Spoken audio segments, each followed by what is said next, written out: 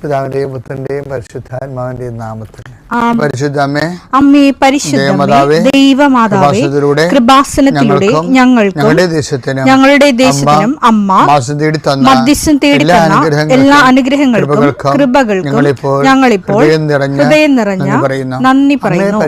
അമ്മേ, പരിശുദ്ധമ്മേ, ദൈവമാതാവേ, 2004 ഡിസംബർ 7 ഉച്ചകഴിഞ്ഞ് 2:30 കൃപാസനത്തിൽ സംഭവിച്ച അമ്മയുടെ പ്രത്യക്ഷപ്പെടലിനെ കുറിച്ച് തിരുസഭയ്ക്ക് സമർപ്പിച്ചിരിക്കുന്ന പഠനരേഖകളുടെ മേൽ സഭാത്മകമായ പഠനം ആരംഭിക്കുവാൻ ഞങ്ങൾ പ്രാർത്ഥിക്കുന്നു. അമ്മേ, പരിശുദ്ധമേ, ഭൂസ്വർലോകങ്ങളുടെ രാജ്ഞിയായ അങ്ങേയ്ക്ക് ഭൗമസംരക്ഷണത്തിനായി പ്രപഞ്ചപ്രകൃതിയെ തന്നെ തിരുസഭ പ്രതിഷ്ഠിക്കുവാൻ ഈ പ്രത്യക്ഷീകരണം വഴി ഇടയാക്കണമേ. പരിശുദ്ധമേ, ജപമാല മാതാവേ, സകല കൃപാസനം പ്രാർത്ഥനയോടും ചേർത്ത് ഞങ്ങളിപ്പോൾ പ്രാർത്ഥിക്കുന്ന ഈ കുടുംബത്തിന്റെ പ്രത്യേക നിയോഗം പറ മക്കളെ.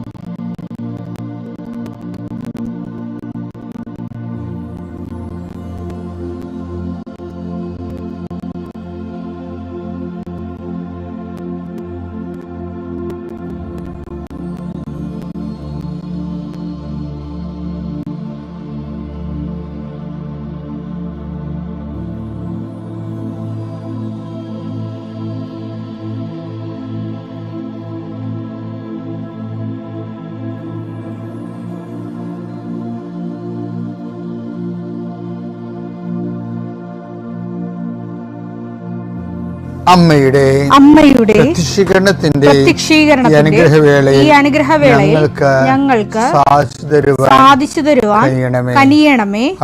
ആമേൻ. വിശ്വാസ പ്രമാണം. സർവശക്തനായ പിതാവും ആകാശത്തിന്റെയും ഭൂമിയുടെയും സൃഷ്ടാവുമായ ദൈവത്തിൽ ഞാൻ വിശ്വസിക്കുന്നു. അവിടുത്തെ ഏകപുത്രനും ഞങ്ങളുടെ കർത്താവുമായ ഈശോ മിശിഹായിലും ഞാൻ വിശ്വസിക്കുന്നു.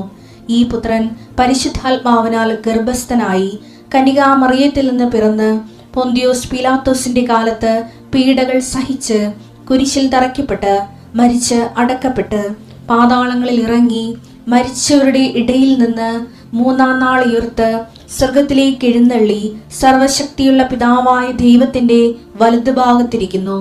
അവിടെ നിന്ന് ജീവിക്കുന്നവരെയും മരിച്ചവരെയും വിധിക്കുവാൻ വരുമെന്നും ഞാൻ വിശ്വസിക്കുന്നു.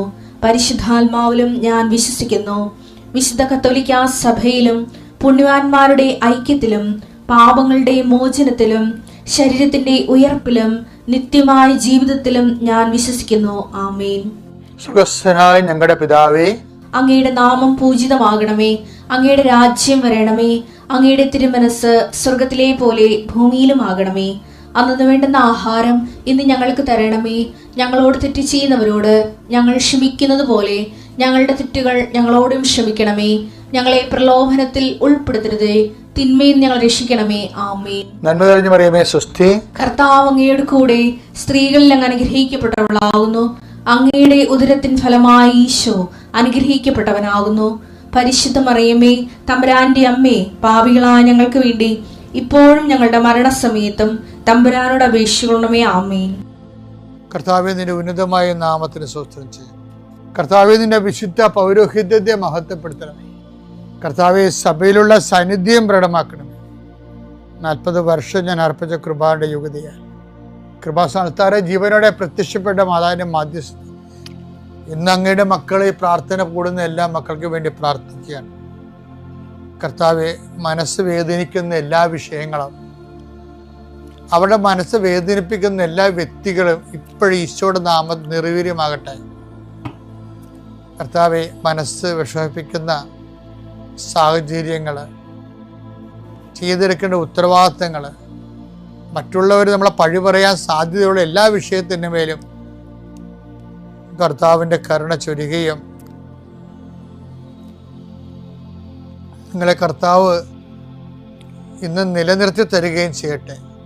നിങ്ങൾ പോകുന്ന വഴികൾ, കണ്ടുമുട്ടുന്ന വ്യക്തികൾ, ചെയ്യുന്ന കാര്യങ്ങൾ, യാത്ര ചെയ്യുന്ന വാഹനങ്ങൾ, ഒപ്പിടുന്ന പേപ്പറുകൾ, കൈമാറുന്ന രേഖകൾ, കഴിക്കുന്ന മരുന്ന് എല്ലാം മാതാവിൻ്റെ മധ്യസ്ഥത്തിൽ യേശുനാമത്തിൽ അനുഗ്രഹിക്കപ്പെടുകയും നീ ദൈവത്തെ അനുഭവിക്കാൻ ഇന്ന് നിന്നെ സഹായിക്കുകയും ചെയ്യട്ടെ. നിത്യം പിതാവും പുത്രനും പരിശുദ്ധാത്മാശ്രേഷ്ഠ നീക്കുവാണ്. എൻ്റെ പ്രിയപ്പെട്ടവരെ, 2 തരം ക്രിസ്തീയ ലൈഫുകൾ സാധ്യമാണ്. ഒന്ന് കാറ്റഗറ്റിക്കൽ ലൈഫ്, അത് കുറച്ച് ഡോക്ട്രിനലായിരിക്കും. ഒന്ന് ബിബ്ലിക്കൽ ലൈഫ്. നിർഭാഗ്യവശാൽ നമുക്ക് മിഷണറിമാരായിട്ട് ഇവിടെ വന്നവരും കാറ്റഗറ്റിക്കൽ കാലഘട്ടത്തിൽ സ്പിരിച്വാലിറ്റി ഫോളോ ചെയ്യുന്നവരാണ് നമുക്ക് വിശ്വാസം കൈമാറുന്നത് മാത്രമല്ല ബലപ്പെടുത്തിയവർ.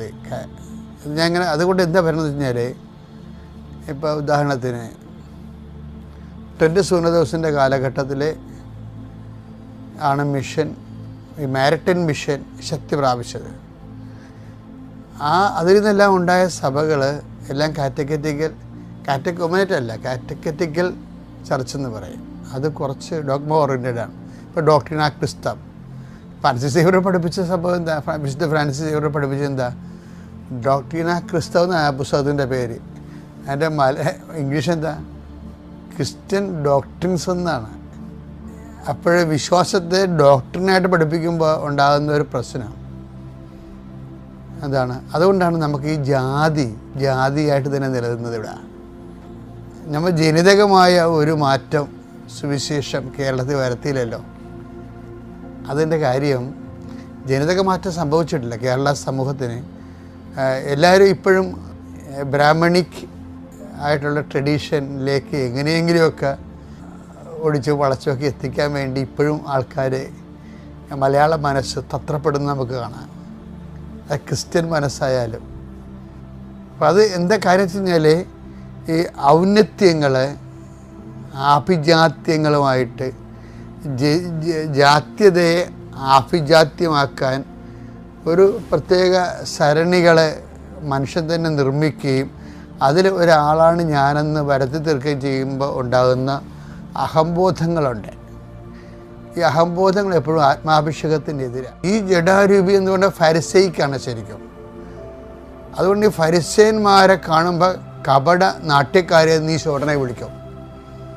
കർത്താവ് ഇവരെ വിളിച്ചാൽ ആരെങ്കിലുമായിട്ട് ഏതെങ്കിലും നിക്കടെ ആകപ്പാടെ ഈശോ ഏതെങ്കിലും ഒരു ഫരിസേനുമായിട്ട് കമ്മ്യൂണിക്കബിൾ ആയിട്ടുള്ള ഒരു മേഖലയിലേക്ക് വന്നിട്ടുണ്ടെങ്കിൽ അത് നിക്കഡേമൂസുമായിട്ടാണ്. നിക്കഡേമൂസിനോട് ഈശോ എന്താ പറഞ്ഞത്? ആത്മാവിൽ ജനിക്കുന്നത് ആത്മാവും, ജഡത്തിൽ നിന്ന് ജനിക്കുന്നത് ജഡവുമാണെന്നാണ് പറഞ്ഞത്.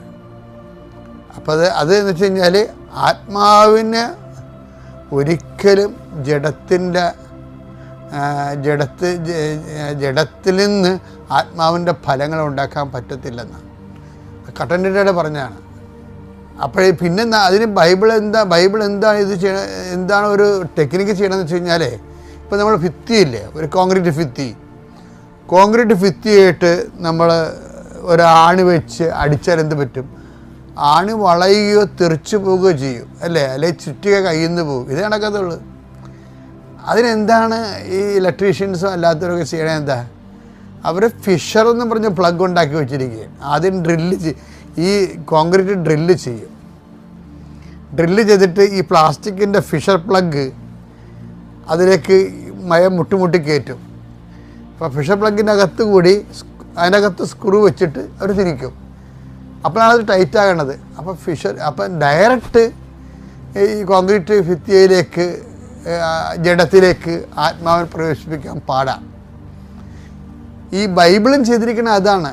ജഡത്തിൽ നിന്ന് ആത്മാവിൻ്റെ കൃപ ഒരിക്കലും ഉണ്ട്, ആത്മാവിൻ്റെ പ്രവർത്തനം നടക്കത്തില്ലെന്ന് ഈശോ നിക്കഡേമോസിനെ കണ്ടപ്പോഴാണ് പറയേണ്ടത്. കാണാൻ പറ്റി, ശരിക്കും പറഞ്ഞാൽ അത് കാണാൻ പറ്റിയ 10 ദിവസം കൊണ്ട് എന്തുകൊണ്ട് അത് പറയാമായിരുന്നത്? കർത്താവ് നേരിട്ട് വിളിച്ച കുറേ ആൾക്കാരുണ്ടായിരുന്നില്ല. ജഡത്തിൻ്റെ തരി അവതാരമായിരുന്നില്ല പീലാത്തോസ്, യൂദാസ്, അയാളോടും പറഞ്ഞില്ല. പറഞ്ഞത് ഫരിസേയനോടാണ് പറഞ്ഞത്. ജഡത്തിൽ ജനിക്കുന്നത് ജഡമാണ്, ആത്മാവിൽ ജനിക്കുന്നത് ആത്മാവാണെന്ന് പറഞ്ഞതിൻ്റെ കാര്യം തമ്മിൽ ബന്ധമില്ല. പിന്നെ ചെയ്യാവുന്ന കാര്യമെന്ന് വെച്ച് കഴിഞ്ഞാൽ, ഒരു കാര്യം അതാണ് ഈശോ ചെയ്തത്. എന്ന് വെച്ച് കഴിഞ്ഞാൽ ഈ വചനം പതുക്കെ പതുക്കെ സ്വീകരിച്ച് ഇതെങ്ങനെ സംഭവിക്കും, ഞാൻ പുരുഷനെ അറിയുന്നില്ലല്ലോ എന്ന് പറയുമ്പോൾ തന്നെ അതായത് അതിൻ്റെ പ്രോസസ്സിങ്ങിൽ അപ്പോൾ പരിശുദ്ധാത്മാവ് നിൻ്റെ മേൽ വരും എന്ന് പറയും. പരിശുദ്ധാത്മാവ് നിൻ്റെ മേൽ വരും. അപ്പോൾ പരിശുദ്ധാത്മാവിനെ സ്വീകരിക്കാൻ പക്ഷേ ഈ ഫിഷർ പ്ലഗ് അടിക്കുന്നുണ്ട്. എന്താണ്? പരിശുദ്ധാത്മാവിനെ പരിശുദ്ധ അമ്മയെ കൊണ്ട് സ്വീകരിപ്പിക്കുന്നതിന് എന്താണ് അവരുടെ അമ്മ പറയണത്? ഇതാ കർത്താവിൻ്റെ ദാസി, നിൻ്റെ വചനം പോലെ എന്നിൽ നിറവേറട്ടെ. അപ്പം ഈ അമ്മ ഉടനെ അതായത് ദാസിയായി, സ്വയം എളിമപ്പെട്ട് കർത്താവ് ദാസിയായി ദൈവവചനത്തെ തന്നെ സമർപ്പിച്ചു. അങ്ങനെ ഒരു നിലപാട്, തുറവി, ഓപ്പൺനെസ്, സമർപ്പണം വചനത്തോട് നമ്മുടെ ഭാഗത്ത് നിന്ന് ഉണ്ടായാൽ മാത്രമേ ഈ പരിശുദ്ധാത്മാവ് നമ്മൾ പ്രവർത്തിക്കാൻ തുടങ്ങത്തുള്ളൂ. അല്ലാതെ നമ്മൾ പെന്തക്കോസ്ത ദിവസം വരുന്നു എന്ന് പറഞ്ഞുകൊണ്ട് പാട്ടുപാടി പരിശുദ്ധാത്മാവിനെ കൊണ്ടുവരാനൊന്നും പറ്റത്തില്ല. അതായത് അത് കേരള സമൂഹത്തെ പരിശുദ്ധാത്മാവിനെ വരുത്തുക എന്ന് വെച്ചാൽ മറ്റെല്ലാ സമൂഹങ്ങളെയൊക്കെ പാടാണ്. കാരണം വെച്ച് കഴിഞ്ഞാൽ അതിൻ്റെ അകത്ത് വരുന്നൊരു വിഷയം ഈ സിസ്റ്റം ഇങ്ങനെ കിടക്കുന്നത് കൊണ്ട് തന്നെയാണ്. കാസ്റ്റ് സിസ്റ്റം ഇങ്ങനെ കിടക്കുന്നുണ്ട്. ഇപ്പം തന്നെ ചിലരൊക്കെ ബ്രാഹ്മണിക്ക് ഒറിജിൻ ആയിരുന്നെന്ന് ഒരിക്കൽ സെമിനാറൊക്കെ നടത്തി സ്ഥാപിക്കാൻ വേണ്ടി ശ്രമിച്ചവർ ഇപ്പം അവിടെ നിന്ന് തലവരിക്കുന്നുണ്ടല്ലോ. അതവരിപ്പോൾ എന്താ പറയണത്? ഞങ്ങൾ ലോസ്റ്റ് ട്രൈബ്സ് ആണെന്നല്ല പറയണത് ഇസ്രയേലിൻ്റെ. അപ്പോഴും ഒതുങ്ങി കൊടുക്കാൻ തയ്യാറല്ല. അപ്പോൾ ഈ പുതിയൊരു സംഭവം എടുത്തിട്ട്, അതിനൊക്കെ വലിയൊരു സംഭവം എടുത്തിട്ട് അതിലേക്ക് ഉള്ള സാംസ്കാരിക ചരിത്രയാത്ര നടത്തുകയാണ്. ഇവിടം വരെ എത്തുമെന്ന് നമുക്കറിയത്തില്ല. എന്നാലും ഒതുങ്ങാത്ത ഒരു മനസ്സാണ് മലയാളിക്കുള്ളത്. വെറും മലയാളിയാണ്. അപ്പോൾ അതിൻ്റെ വരുന്ന വിഷയം എന്ന് വെച്ച് കഴിഞ്ഞാൽ ഇതുമൂലം ഉണ്ടാകുന്ന, ഇതെല്ലായിടത്തും ഈ മേഖല ഉണ്ട്, ഇതുമൂലം ഉണ്ടാകുന്ന വിഷയം സഭ വളരത്തില്ല. അതുകൊണ്ടാണ് സഭ വളരാതിരിക്കുകയും സഭയിൽ ഇഷ്യൂസ് ഡെവലപ്പ് ചെയ്ത് വരികയും ചെയ്യുമ്പോൾ സഭയല്ലാതായി മാറുന്നു എന്നുള്ള കാര്യം അത് ഏറ്റവും കൂടുതൽ ഈ 2-3 കൊല്ലത്തിനുള്ളിലാണല്ലോ സഭ ഏറ്റവും കൂടുതൽ മോശമായ രീതിയിൽ വന്നിട്ടുള്ളത്. അത് നിസ്സാരമല്ലത്. നാ പെന്തക്കോസ്തിലേക്ക് അടുക്കുമ്പോൾ സഭയെ അഭിഷിക്തമാക്കാൻ വേണ്ടിയും പരിശുദ്ധാത്മാവിൻ്റെ ഫലങ്ങൾ ഇപ്പം ഈശോ എല്ലായിടത്തും എപ്പോഴും ഈശോ ഈ ഒരു ഫോർമുല ഉപയോഗിക്കുന്നുണ്ട്. എന്താ? നിങ്ങളെൻ്റെ വചനം കേൾക്കുകയും അതനുസരിച്ച് ജീവിക്കുകയും ചെയ്യുന്നവർ എന്ന് പറഞ്ഞുകൊണ്ട്. അപ്പം വചനം എന്തിനാണ് കേൾക്കണത്? അതനുസരിച്ച് ജീവിക്കാനാണ്. തൻ്റെ പാറമേൽ തൻ്റെ ഭവനം പണി ചെയ്ത മനുഷ്യന് തുല്യരാണ്. പിന്നെ എന്താ ഈശോ പറഞ്ഞത്? നിത്യജീവൻ പ്രാപിക്കാൻ അയൽക്കാരനെ സ്നേഹിക്കണം. സമരക്കാരൻ്റെ മാതൃക കാണിച്ചിട്ട് പറഞ്ഞു, നീയും പോയി അതുപോലെ ചെയ്യുക എന്നാണ് പറഞ്ഞത്. അപ്പോൾ ഈ വചനം ചെയ്യാതെ എളിമപ്പെട്ട് വചനം എളിമപ്പെട്ട് ടെക്നിക്കലായിട്ട് ചെയ്യാൻ നമ്മൾ ഒത്തിരി ചെയ്ത്തുകൾ വരണത് ടെക്നിക്കലായിട്ടാണ് വരണത്. ഇപ്പം കാല് കഴുകണില്ല, അതിൻ്റെ അകത്ത് ഒരു ടെക്നിക്കലായിട്ടാണ് കാല് കഴുകണത്. ശരിക്കും പറഞ്ഞാൽ ആ കാല് കഴുകുന്ന മനോഭാവമല്ല സ്വീകരിക്കേണ്ടത്. കാല് കഴുകണ കൾട്ടാണ് നമ്മൾ ചെയ്യണത്. കാല് കഴുകണ മനോഭാവം ഉണ്ട്, അത് വേറെയാണ് ശരിക്കും പറഞ്ഞാൽ. അതന്നെ സെൻറ്റ് പോൾ പറഞ്ഞത്, യേശുക്രിസ്തുവിൻ്റെ മനോഭാവം നിങ്ങൾക്കുണ്ടാവട്ടെ.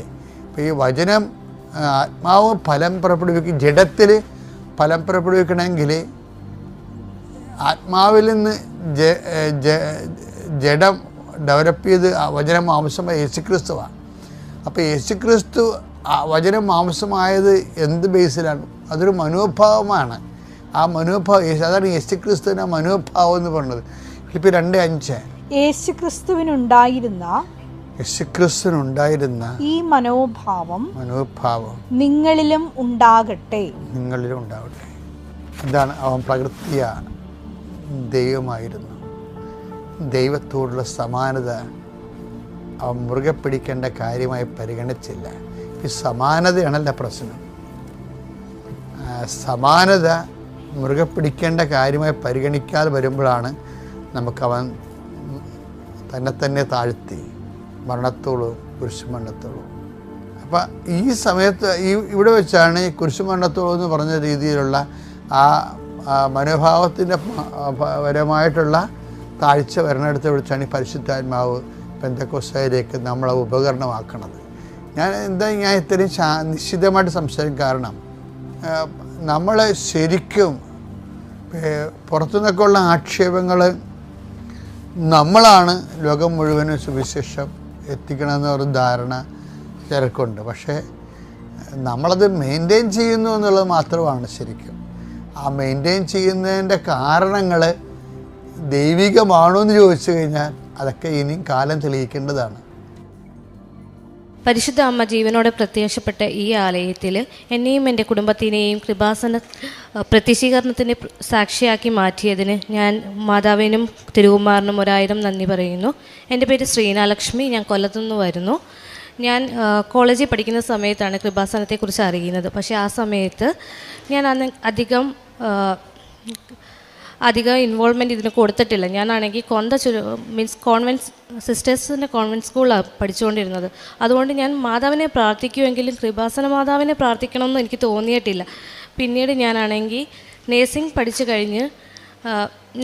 കഴിഞ്ഞിട്ടാണ് ഞാൻ OIT പഠിക്കാൻ വേണ്ടി പോകുന്നത്. അവിടെ മാവേലിക്കര ഇൻസ്റ്റിറ്റ്യൂഷനിൽ വെച്ചാണ് കൃപാസനത്തെക്കുറിച്ച് കൂടുതൽ അറിയുന്നത്. അന്നേരം എൻ്റെ കൂട്ടുകാരുടെ കൂടി ഇരുന്ന് ഞാൻ പ്രാർത്ഥിക്കുകയൊക്കെ ചെയ്യുമെങ്കിലും ഉടമ്പടി എടുക്കുവാനുള്ള ധൈര്യം എനിക്കില്ലായിരുന്നു. കാരണം ഞാനത് കറക്റ്റായിട്ട് ചെയ്യുമോ ഇല്ലയോ അങ്ങനത്തെ ഒരു കാര്യം എനിക്ക് അറിയത്തില്ല. പിന്നെ കൂടുതൽ അതിനെക്കുറിച്ച് അറിയാത്തത് കൊണ്ടും ബൈബിൾ പ്രാർത്ഥനകളെക്കുറിച്ചൊന്നും വലുതായിട്ട് അറിയാത്തത് കൊണ്ടും എനിക്ക് അതിനോട്ട് പോകാൻ താല്പര്യമില്ലാത്ത രീതിയായിരുന്നു. പിന്നീട് OIT എഴുതി. ആദ്യത്തെ വട്ടം OIT എഴുതി എനിക്ക് ക്ലബിംഗ് സ്കോറാണ് കിട്ടിയത്. അതുകൊണ്ട് തന്നെ അടുത്ത വട്ടം എഴുതുമ്പോൾ എനിക്ക് കിട്ടും എന്നുള്ളൊരു ഭയങ്കര പ്രതീക്ഷയിലാണ് ഇരുന്നത്. ഞാൻ രണ്ടാമത്തെ വട്ടം എഴുതി. അതും ക്ലബിംഗ് സ്കോറോടെ തന്നെയാണ് പോയത്. അന്നേരം എനിക്ക് ഭയങ്കര സങ്കടമായിരുന്നു. ഞാൻ അങ്ങനെ മൂന്നാമത്തെ വട്ടം ഉടമ്പടി മീൻസ് എക്സാം എഴുതുന്നതിന് മുമ്പ് ഇവിടെ വന്ന് ഉടമ്പടി എടുത്തു പ്രാർത്ഥിച്ചിട്ടാണെങ്കിൽ ഞാൻ പോയി കാശിരൂപം കൊണ്ട് എഴുതി. ആ സമയത്താണെങ്കിൽ എനിക്ക് ഒരുപാട് മീൻസ് ആദ്യത്തെ റീഡിങ്ങിൻ്റെ എ പാർട്ട് ഒരു 10 മിനിറ്റ് കൊണ്ട് തന്നെ എനിക്ക് ചെയ്ത് തീർക്കാൻ പറ്റി. 15 മിനിറ്റ് കൊണ്ട് തീർക്കുന്നത്. അതെൻ്റെ ഭയങ്കര കോൺഫിഡൻസ് കൂട്ടി. അതുകൊണ്ട് ഞാൻ Bയും Cയും ഒട്ടും ഇതില്ലാതെ നിന്നു.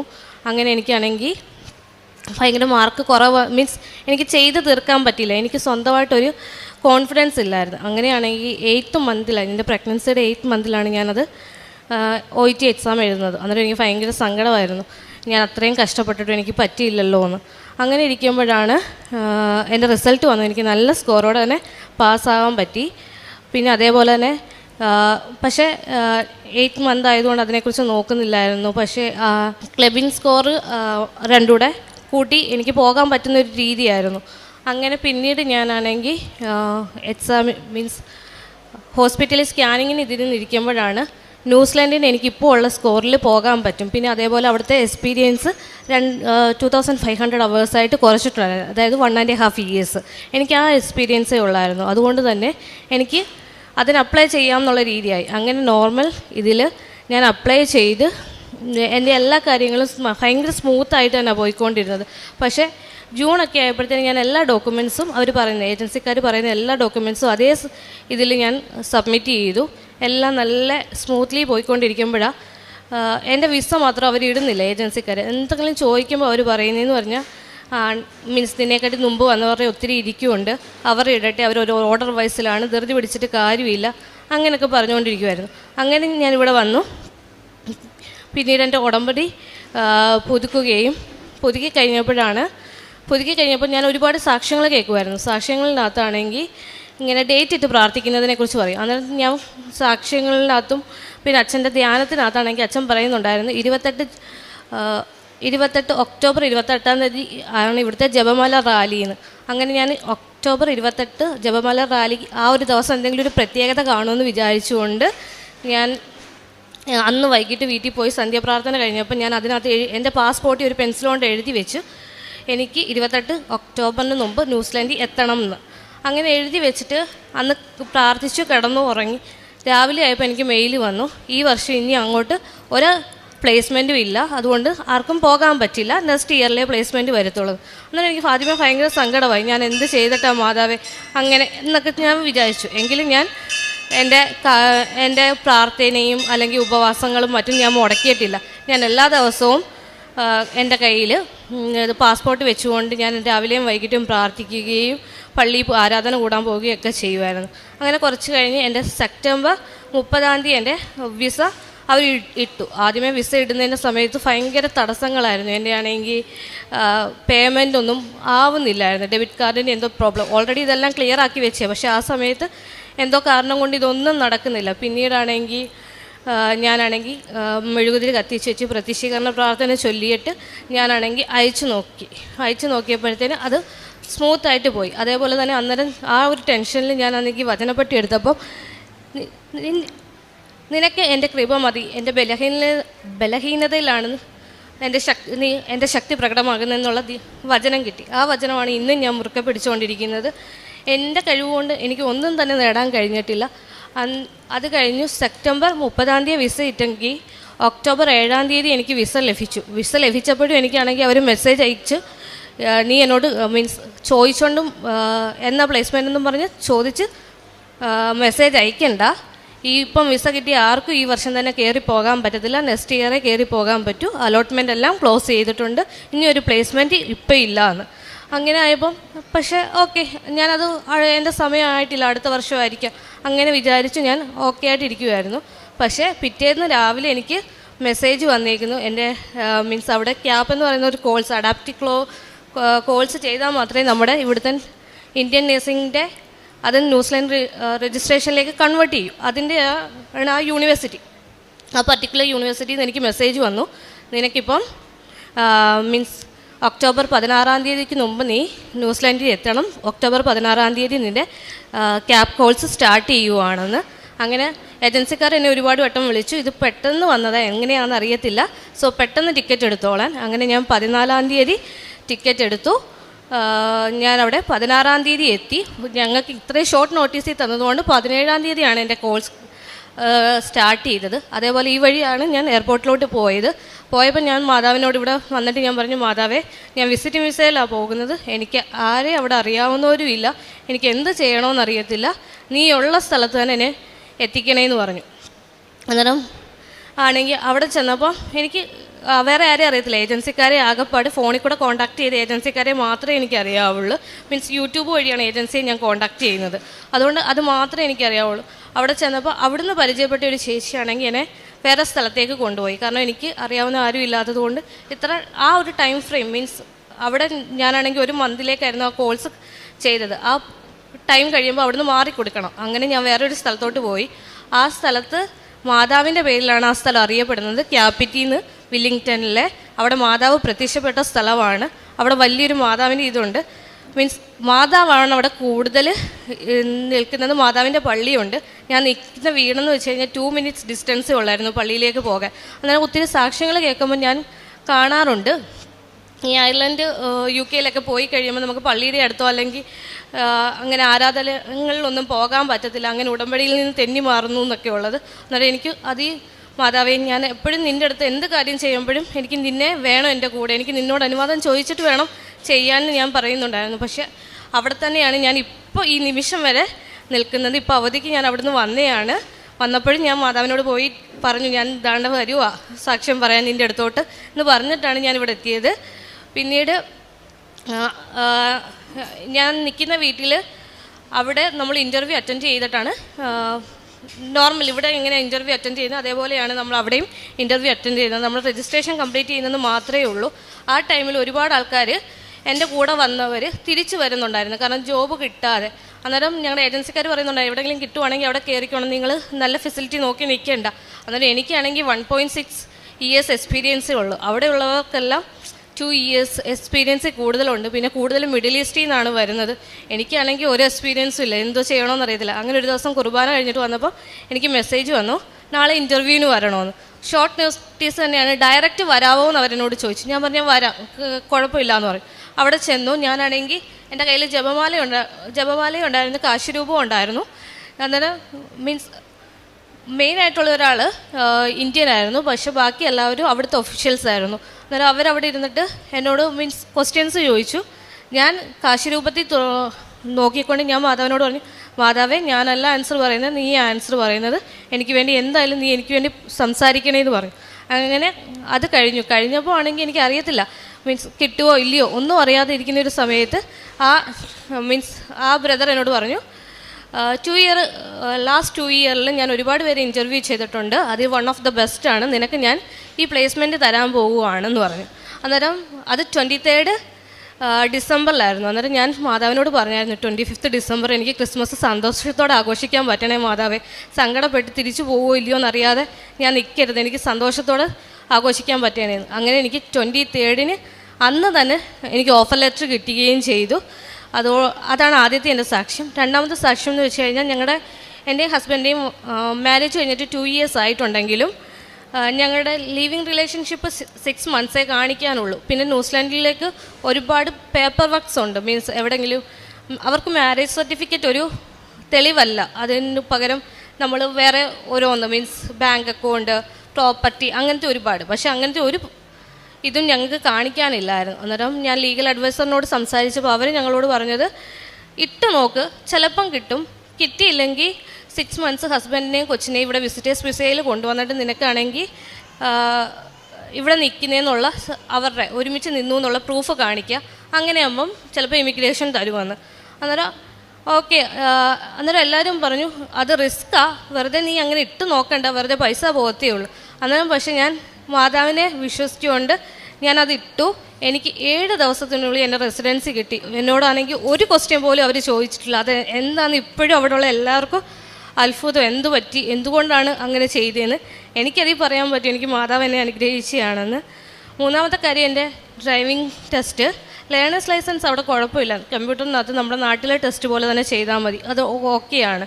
പക്ഷേ റോഡ് ടെസ്റ്റ് ഭയങ്കര സ്ട്രിക്റ്റ്, മീൻസ് ഒത്തിരി എക്സ്പീരിയൻസ് ഉള്ള ആൾക്കാരായാൽ പോലും നന്നായിട്ട് നാട്ടിൽ ഓടിക്കുന്നവരായാലും അവിടെ ഓടിക്കുന്നവരായാലും ഭയങ്കര പാടാണ് കിട്ടാൻ. ആദ്യത്തെ അറ്റംപ്റ്റിലൊന്നും ആർക്കും കിട്ടത്തില്ല, അങ്ങനെ കേട്ടിട്ടുമില്ല.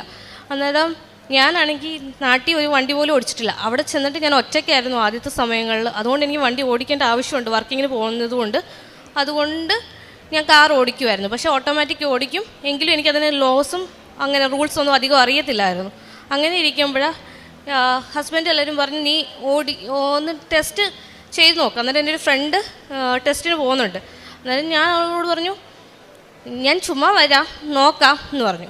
പക്ഷേ കയറിയ സമയത്ത് ഞാൻ മാതാവിനോട് പറഞ്ഞു, മാതാവേ കിട്ടണേ എന്നും പറഞ്ഞ് എൻ്റെ കയ്യിൽ കാശ് രൂപം ഉണ്ടായിരുന്നു. കാശ് രൂപവും വെച്ച് ഞാൻ വണ്ടി ഓടിച്ചു. ആ സ്റ്റോപ്പിലെത്തിയപ്പം, മീൻസ് അറ്റ് ദ എൻഡ് എത്തിയപ്പം അന്നേരം അവർ പറയുന്നത് പാസ്സാണോ ഫെയിലാണോ എന്ന്. അന്നേരം എൻ്റെ കയ്യിൽ കൺഗ്രാജുലേഷൻ എന്നും പറഞ്ഞൊരു സർട്ടിഫിക്കറ്റ് തന്നിട്ട് പാസ്സാണെന്ന് പറഞ്ഞു. അതെനിക്ക് ഒട്ടും വിശ്വസിക്കാൻ പറ്റുന്നില്ല, ആർക്കും അവിടെ ഉള്ളവർക്ക് വിശ്വസിക്കാൻ പറ്റുന്നില്ല. എങ്ങനെ കിട്ടി, അത് ഫസ്റ്റ് അറ്റംപ്റ്റ് ആണെന്ന് പറഞ്ഞാൽ പോലും ആരും ഇപ്പോഴും വിശ്വസിക്കത്തില്ല. കാരണം അവർ വിചാരിക്കുന്നത് ഞാൻ പറയാതെ പോയി നേരത്തെ എഴുതിയിട്ടുണ്ടെന്ന്. പക്ഷേ അതെൻ്റെ ഫസ്റ്റ് അറ്റംപ്റ്റ് ആയിരുന്നു. അങ്ങനെ അതും കിട്ടി. ഇന്ന് ഈ നിമിഷം വരെ മാതാവിനെ പൊന്നുപോലെ കാത്തുകൊണ്ടിരിക്കുന്നത്, ഞാൻ ആ ഉടമ്പടിയിൽ നിൽക്കുന്നത് കൊണ്ട് തന്നെ മാതാവ് എനിക്ക് വേണ്ടത് എന്തെന്ന് നോക്കി മാതാവ് ഒരു അമ്മയെ പോലെ എന്നെ സംരക്ഷിച്ചുകൊണ്ടിരിക്കുകയാണ്. എൻ്റെ അമ്മ തന്നെയാണ് മാതാവ്. കാരുണ്യ പ്രവൃത്തികൾ എന്ന് വെച്ച് കഴിഞ്ഞാൽ ഇപ്പം ഞാൻ ആ ഒരു സമയത്ത് എനിക്കാണെങ്കിൽ അധികം സഹായിക്കാനോ കാര്യങ്ങളോ പറ്റില്ലായിരുന്നു, ജോലിയും കാര്യങ്ങളോ ഒന്നും ഇല്ലായിരുന്നു. ഞാൻ ഹസ്ബൻഡിനെ ഡിപ്പെൻഡ് ചെയ്ത് നിൽക്കുന്നതായിരുന്നു. പക്ഷേ ഇപ്പം എനിക്ക് വരുമാനം കിട്ടിയപ്പോൾ അന്ന് ഞാൻ മാതാവിനോട് പറഞ്ഞത്, മാതാവേ എനിക്ക് സ്വന്തമായിട്ട് പൈസ ഉണ്ടാക്കാൻ പറ്റുന്നൊരു സമയം വരുമ്പോൾ ഞാൻ എല്ലാവരെയും സഹായിക്കാം. ആ വാക്ക് ഞാൻ ഇതുവരെയും പാലിക്കുന്നുണ്ട്. എന്നെക്കൊണ്ട് കഴിയുന്ന രീതിയിൽ പാവപ്പെട്ടവർക്ക് സഹായം ഞാൻ ഇന്നുവരെ ചെയ്യുന്നുണ്ട്. രോഗികൾക്കായാലും സഹായിക്കുന്നുണ്ട്. പിന്നീട് ഞാൻ എല്ലാ ദിവസവും രാവിലെയും വൈകിട്ടും പ്രാർത്ഥന മുടങ്ങാതെ ചൊല്ലുന്നുണ്ട്. അതേപോലെ ഉപവാസം ബുധനാഴ്ചയും ശനിയാഴ്ചയും മോർണിംഗ് ഉപവാസം എടുക്കുന്നുണ്ട്. ബൈബിൾ ഞാൻ എൻ്റെ കയ്യിൽ ബൈബിളില്ല, പക്ഷെ ഞാനാണെങ്കിൽ PDF ഫോണിൽ നിന്ന് ഡൗൺലോഡ് ചെയ്ത് ബൈബിൾ വായിക്കുന്നുണ്ട്. അതേപോലെ തന്നെ സമ്പൂർണ്ണ ജപമാല എല്ലാ ദിവസവും ചൊല്ലുന്നുണ്ട്. ഒരിക്കൽ കൂടി ഈശോയ്ക്കും അമ്മയ്ക്കും 1000 നന്ദി പറയുന്നു. സമയച്ചുരുക്കത്തിൻ്റെ അമ്മ, എനിക്ക് മെയിനായിട്ട് പറയാനുള്ളത് എൻ്റെ വിസയുടെ ഡേറ്റാണ്. ഞാൻ ഒക്ടോബർ 28 മുമ്പ് ചെല്ലണമെന്ന് പ്രാർത്ഥിച്ചതാണ്. ഇവിടെ വന്ന് സെപ്റ്റംബർ 13 ഇട്ടത്, പക്ഷേ ഉടമ്പടി എടുത്തത്. പിന്നീട് ഒക്ടോബർ 7 എനിക്ക് വിസ കിട്ടുകയും ഒക്ടോബർ 17 ഞാൻ ന്യൂസിലാൻഡിലെത്തി എൻ്റെ ക്യാബ് കോൾസ് സ്റ്റാർട്ട് ചെയ്തു. അരുൾ ചെയ്തു, ഞാൻ നിങ്ങളോട് കൂടെ ഉണ്ടായിരിക്കും, ഞാനാണ് നിന്നെ അയക്കുന്നത്. പുറപ്പാടിൻ്റെ പുസ്തകം 3-ാം അധ്യായം 12-ാം വചനമാണ്. മോശ തൻ്റെ അയോഗ്യതയെപ്പറ്റി ദൈവത്തോട് പറഞ്ഞപ്പോൾ അവൻ്റെ കഴിവുകളെക്കുറിച്ചല്ല, തന്നെക്കുറിച്ച് തന്നെയാണ് ദൈവം ഉറപ്പ് നൽകുന്നത്. മോശ അയോഗ്യനാണെന്ന് പറഞ്ഞപ്പോൾ ദൈവത്തിൻ്റെ സാന്നിധ്യമാണ് മോശയ്ക്ക് ഉറപ്പ് നൽകിയത്. ഞാൻ നിന്നോട് കൂടെ ഉണ്ടായിരിക്കും. ആ ദൈവ സാന്നിധ്യമാണ് നമ്മുടെ ശക്തി. നമ്മുടെ ജീവിതത്തിലും മരിയൻ ഉടമ്പടിയിലൂടെ നമ്മളും ഈശോയോടും അമ്മയോടും ചേർന്ന് ജീവിക്കാൻ വാഗ്ദാനമാണ് ചെയ്യുന്നത്. ദൈവം നമ്മോട് പറയുന്നത്, ഉടമ്പടിയിൽ നീ ഒറ്റയ്ക്കല്ല, ഞാൻ നിന്നോട് കൂടെയുണ്ടെന്നാണ്. അവിടുന്ന് പുറപ്പാടിൻ്റെ പുസ്തകത്തിൽ അരുളി ചെയ്ത പോലെ ഞാൻ നിങ്ങളോട് കൂടി ഉണ്ടായിരിക്കും, ഞാനാണ് നിന്നെ അയക്കുന്നത് എന്നാണ്. ദൈവത്തിൻ്റെ സാന്നിധ്യവും സാമീപ്യവും ശക്തിയും മനസ്സിലാക്കിയ ആ ദൈവാനുഭവം അനുഭവിച്ചറിഞ്ഞ ശ്രീന ലക്ഷ്മിയുടെ സാക്ഷ്യമാണ് നമ്മൾ കേട്ടത്. ബുദ്ധിമുട്ടുകളുടെയും പ്രശ്നങ്ങളുടെയും പ്രതിസന്ധികളുടെയും നടുവിൽ നമുക്കാർക്കും ഞാൻ നിന്നോട് കൂടെയുണ്ട് എന്ന് നമുക്ക് പറയുവാൻ സാധിക്കില്ല. പക്ഷെങ്കിൽ ഉടമ്പടിയിലുള്ള മക്കൾക്ക് ദൈവസാന്നിധ്യം ഉറപ്പാണ്. ഈ സാക്ഷ്യത്തിൽ നമുക്കതുവണ്ണം മനസ്സിലാകുന്നത്. ഈ മകൾ പറഞ്ഞ സാക്ഷ്യത്തിൽ ഉടമ്പടി എടുത്ത് പ്രാർത്ഥിക്കുകയും ഒക്ടോബർ 28-ന് മുമ്പ് ഞാൻ ന്യൂസിലാൻഡിൽ എത്തണമെന്നാണ് ഈ മകൾ പ്രാർത്ഥിച്ചത്. ഡേറ്റ് ഇട്ട് പ്രാർത്ഥിച്ച് സമയത്തിന് മേൽ അധികാരമുള്ള കൃപാസനം അമ്മയുടെ മധ്യസ്ഥതയിലാണ് ഈ മകൾ പ്രാർത്ഥിക്കുകയും അങ്ങനെ തന്നെ ആ പ്രാർത്ഥനയുടെ അടിസ്ഥാനത്തിൽ ഒക്ടോബർ 7-ന് വിസ ലഭിക്കുകയും 17-ാം തീയതി കോഴ്സ് സ്റ്റാർട്ട് ചെയ്യുവാനായിട്ട് അവിടെ ന്യൂസിലാൻഡിൽ എത്താൻ സാധിക്കുകയും ചെയ്തു. വിസിറ്റിംഗ് വിസ കിട്ടുകയും ചെയ്തു. ഈ മകളുടെ ജീവിതത്തിൽ ഉടമ്പടി എടുത്തതിന് ശേഷമാണ് ഓരോ കാര്യങ്ങളും പടിപടിയായിട്ട് ഈശോയും അമ്മയും നടത്തി കൊടുക്കുന്നത്. ആ ദൈവ സാന്നിധ്യം, ഞാനാണ് നിന്നെ അയക്കുന്നത്, ഞാൻ നിൻ്റെ കൂടെ ഉണ്ട് എന്നുള്ള ധൈര്യമാണ് ഈ മകൾക്ക് ഓരോ കാര്യം മുന്നോട്ട് പോകുവാനായിട്ട് സഹായിച്ചത്. പിന്നീട് കുടുംബത്തെയും കൂടെ കൊണ്ടുപോകാനായിട്ടുള്ള PR ആണ്. അതും നിഷ്പ്രയാസം തന്നെ. ബുദ്ധിമുട്ടുകളുണ്ടായിരുന്നെങ്കിലും പക്ഷെങ്കിൽ അമ്മയുടെയും ഈശോയുടെയും സാന്നിധ്യത്തിലൂടെ അതും ലഭിക്കുകയും ചെയ്തു. പിന്നെ ഡ്രൈവിംഗ് ടെസ്റ്റ് ആ മകൾ നല്ല രീതിയിൽ പറയുകയും ചെയ്ത് എക്സ്പ്ലെയിൻ ചെയ്തിട്ടുണ്ട് എങ്ങനെയാണ് ആ ഫസ്റ്റ് അറ്റംപ്റ്റിൽ തന്നെ ഡ്രൈവിംഗ് ടെസ്റ്റ് പാസ്സാകാൻ സാധിച്ചത്. ഇത് ഈശോയും അമ്മയും കൂടി ഉണ്ടെങ്കിൽ മാത്രമേ നമുക്കിതൊക്കെ പാസ്സാകാൻ സാധിക്കുകയുള്ളൂ. അതും ഒരു ഫോറിൻ കൺട്രീസിലൊക്കെ ഫസ്റ്റ് അറ്റംപ്റ്റിൽ തന്നെ ജയിക്കാനും PR ലഭിക്കുവാനും ഒക്കെ ഉള്ള ഒരു കൃപ ലഭിക്കണമെങ്കിൽ അത് ഉടമ്പടിയിലുള്ള മക്കളുടെ ജീവിതത്തിൽ മാത്രമേ നമുക്കിതൊക്കെ കാണുവാൻ സാധിക്കുകയുള്ളൂ. ഈ മകളുടെ എല്ലാ കാര്യത്തിലും ഈശോയും അമ്മയോടും ചേർന്ന് നിന്ന് ഈ മകളും അമ്മയുടെ കരം പിടിച്ചാണ് ഓരോ കാര്യത്തിലും അമ്മ എൻ്റെ കൂടെയുണ്ട്. ഈ മകൾ പറഞ്ഞതുപോലെ എന്നെ അമ്മയെ പോലെയാണ് സംരക്ഷിക്കുന്നത് എന്നാണ് ഈ മകൾ പറഞ്ഞത്. അതാണ് ആ അമ്മയോടുള്ള ബന്ധം. ഈ ഉടമ്പടി ബന്ധമാണ്. ഞാൻ നിന്നോട് കൂടെയുണ്ട് എന്ന വാഗ്ദാനമാണ് ഉടമ്പടിയിൽ. നമ്മുടെ ഉടമ്പടി വിശ്വാസ ജീവിതത്തിൻ്റെ അടിസ്ഥാനം ഈ ബന്ധമാണ്. മരിയൻ ഉടമ്പടി ഒരു ആത്മീയ സമർപ്പണമാണ്. ദൈവം നമ്മുടെ കൂടെ ഉണ്ട് എന്ന വിശ്വാസത്തിൽ ജീവിക്കാനുള്ള ഒരു തീരുമാനമാണ്. നമ്മുടെ ജീവിതത്തിലും ദൈവസാന്നിധ്യത്തിൻ്റെ ഉറച്ച വിശ്വാസത്തിൽ ഉടമ്പടി ജീവിതം മുന്നോട്ട് നയിക്കുവാൻ ദൈവം നമ്മളെ അനുഗ്രഹിക്കട്ടെ എന്ന് നമുക്ക് പ്രാർത്ഥിക്കാം. ശ്രീന ലക്ഷ്മിക്ക് കുടുംബത്തിന് ലഭിച്ച ഈ വലിയ അനുഗ്രഹങ്ങൾക്ക് നമ്മൾക്ക് കരങ്ങളടിച്ച് ദൈവത്തെ മഹത്വപ്പെടുത്താം. യേശുവേ നന്ദി, യേശുവേ സ്തുതി, ആവേ മരിയ. ഈശോയ്ക്ക് അമ്മ മാതാവിന് 1000 നന്ദി. എൻ്റെ പേര് ബിൻസി, ഞാൻ കൊല്ലത്തു നിന്നാണ് വരുന്നത്. ഞാൻ ഇവിടെ വരാനിടയായത് 2023 നവംബർ 7-ാം തീയതിയാണ് യൂട്യൂബിൽ ആദ്യമായിട്ട് ധ്യാനം കാണുന്നത്. അപ്പോൾ അതിന് മുമ്പായിട്ട് എൻ്റെ പപ്പ പറഞ്ഞിട്ടുണ്ടായിരുന്നു കൃപാസനത്തെ പറ്റി. അപ്പോൾ ഞാൻ വരുന്ന സാഹചര്യത്തിൽ ഞാൻ വളരെയേറെ ബുദ്ധിമുട്ടുകയും സാമ്പത്തികമായിട്ടൊക്കെ ഞെരുക്കം കൊണ്ടിരിക്കുന്ന സമയമായിരുന്നു. പിന്നെ ഉടമ്പടി എടുക്കുന്നതിന് മുമ്പായിട്ട് തന്നെ ഞാൻ യൂട്യൂബിൽ ധ്യാനം കണ്ടുകൊണ്ടിരിക്കുമ്പോൾ തന്നെ ഡേറ്റ് ഇട്ട് പ്രാർത്ഥിക്കുന്നതിനായിട്ട് ബന്ധപ്പെട്ട് ഒരു പ്രാർത്ഥന കണ്ടായിരുന്നു ഇവിടുത്തെ തന്നെ. അപ്പോൾ ഞങ്ങളുടെ സ്ഥലം കൊല്ലം ആയിരുന്നതുകൊണ്ട് അവിടെ ഞങ്ങൾക്ക് ഒരു കുടുംബോഹരി ഉണ്ടായിരുന്നു ഞങ്ങളുടെ പപ്പാടെ. അതിനോട് ചേർന്ന് ഞങ്ങളുടെ സ്ഥലം കൂടെ ഉണ്ടായിരുന്നു. അപ്പോൾ ഞങ്ങളുടെ സ്ഥലം ഞങ്ങളറിയാതെ തന്നെ അവർ പ്രമാണം എഴുതിയ സമയത്ത് അതിൻ്റെ കൂടെ തന്നെ ചേർത്ത് എഴുതി. അപ്പോൾ ഞങ്ങളുടെ അറിവില്ലാതെ ആ ഒരു സ്ഥലം അവരെഴുതി എടുക്കാനും ചെയ്തിരുന്നത്. ഞങ്ങളുടെ സ്ഥലം നഷ്ടപ്പെടുന്നൊരവസ്ഥയിലായിരുന്നു ഉണ്ടായിരുന്നത്. അപ്പോൾ ഞങ്ങൾ കേസൊക്കെ കൊടുത്തിരുന്നെങ്കിൽ ഒന്നും ഞങ്ങൾക്ക് തിരിച്ചെഴുതി കിട്ടുമോ അങ്ങനെ ഒന്നും ചെയ്തിട്ടുണ്ടായിരുന്നില്ല. അപ്പോൾ ഞാൻ ഈ ഡേറ്റ് ഇട്ട് പ്രാർത്ഥിച്ച സമയത്ത് ഇങ്ങനെ ഒരു കാര്യം മാതാവിനോട് പറഞ്ഞിരുന്നു. അന്ന് ഞാൻ ഉടമ്പടിയൊന്നും എടുത്തിരുന്നില്ല. അപ്പോൾ ഒരു 15 ദിവസത്തിനകത്ത് എനിക്ക് ചെയ്തു തരണേ എന്നിങ്ങനെ പറഞ്ഞിരുന്നപ്പോൾ മാതാവ് ആ പറഞ്ഞ സമയത്ത് തന്നെ ഞങ്ങളുടെ അച്ഛൻ്റെ അനിയൻ ചിറ്റപ്പൻ ഇങ്ങോട്ട് വിളിച്ചിട്ട് പറഞ്ഞു, നിങ്ങളുടെ സ്ഥലം ഞങ്ങൾ എഴുതിയത് തിരിച്ച് എഴുതി തരാം, അതിന് എന്താ ചിലവാണോ വരുന്നത് അതവർ ചെയ്തു തരാം എന്നിങ്ങനെ പറഞ്ഞു. അങ്ങനെ ഞങ്ങൾക്ക് തിരിച്ചെഴുതി കിട്ടി. പിന്നെ അതുപോലെ തന്നെ ആ സ്ഥലം വിൽക്കാനായിട്ട് ഒരു 20 വർഷത്തോളമായിട്ട് ഞങ്ങളെ കൊണ്ട് പറ്റുന്ന കാര്യമല്ലായിരുന്നു. അവർ ഒരു കുടുംബോഹരിയാകുമ്പോൾ കുറച്ച് 5, 6, 7 പേരോളം അതിൽ അവകാശികളുണ്ട്. പിന്നെ ഞങ്ങളുടെ സ്ഥലം അതിനോട് ചേർന്നാണ് കിടക്കുന്നത്. വഴിയില്ലാത്തത് കൊണ്ട് ഇത് വിൽക്കാനും പറ്റത്തില്ല സെപ്പറേറ്റായിട്ട്. ഒരാൾ ഒന്നിച്ച് വരുമ്പോൾ അടുത്ത ആൾ എതിർപ്പ് പറയും. അങ്ങനെ ഇത് നീണ്ടു പോവുകയായിരുന്നു. അപ്പോൾ എൻ്റെ കല്യാണത്തിൻ്റെ സമയത്തൊന്നും ഇന്ന് സ്ഥലമൊന്നും വിൽക്കാനായിട്ട് പറ്റിയിട്ടുണ്ടായിരുന്നില്ല. ഞാൻ അതിന് ശേഷം ഒരു 2024 ജനുവരി 7-ാം തീയതി ഇവിടെ വന്നു. ഇവിടെ വരുന്ന സമയത്ത് എനിക്ക് വളരെയേറെ ബുദ്ധിമുട്ടായിരുന്നു, ആരോഗ്യപരമായിട്ടുമൊക്കെ വയ്യ, മൈഗ്രെയിനൊക്കെ ആയിട്ട് വന്നിട്ട് ഞാനിവിടെ നിന്ന് വീട്ടിൽ ചെന്നപ്പോൾ ഇവിടെ വന്നപ്പോൾ എനിക്ക് ഉടമ്പടി എടുക്കാൻ പറ്റിയില്ല. അപ്പോൾ ഞാനിവിടെ വരുന്ന സമയത്ത് ഞാനിവിടെ ആദ്യം ആ എൻക്വയറി കൗണ്ടറിൽ പോയിട്ട് ഞാനിങ്ങനെ കാര്യങ്ങളൊക്കെ പറഞ്ഞു. വളരെ ബുദ്ധിമുട്ടുന്ന അവസ്ഥയിലാണ് ഉള്ളത്, എനിക്ക് ഉടമ്പടി എടുക്കണമായിരുന്നു. പക്ഷേ അന്ന് സമയം കഴിഞ്ഞതുകൊണ്ട് ഉടമ്പടി എടുക്കാനായിട്ട് പറ്റിയില്ല. ഞാനിങ്ങനെ പറഞ്ഞു കേട്ടു, മാതാവിനെ ഉടമ്പടി എടുത്തിട്ടാണ് എല്ലാവരും വീട്ടിലേക്ക് വിളിച്ചുകൊണ്ട് പോകുന്നത്. മാതാവ് എല്ലായിടത്തേക്കും വരുന്ന സഞ്ചാരി മാതാവാണ്, എന്ത് ആവശ്യമുണ്ടെന്നുണ്ടെങ്കിലും നമുക്ക് കൂടെ വന്ന് സഹായിച്ചു തരുമെന്ന് പറഞ്ഞിരുന്നു. ആ ഒരു വിശ്വാസം ഞാനിവിടെ വന്നത്. പക്ഷേ എനിക്ക് ഉടമ്പടി എടുക്കാൻ പറ്റാത്തറ ഞാൻ ആകെ തകർന്നു പോയി. വേറൊരു മാർഗ്ഗമില്ല, ഇത്രയേറെ കടങ്ങളായി. സ്ഥലത്തിൻ്റെ കാര്യം പറഞ്ഞിട്ടൊക്കെ വേറൊരു സ്ഥലം വാങ്ങിച്ചിട്ട് അവിടെ വീട് വെക്കാനും പറ്റുന്നില്ല. സാമ്പത്തിക ബാധ്യതയൊക്കെ ആയതുകൊണ്ട് ഞാനങ്ങ് കരഞ്ഞു. വേറെ ആരും ഞങ്ങളെ സഹായിക്കാനില്ല, ഞങ്ങൾക്ക് ഈശോയും മാതാവും അല്ലാതെ.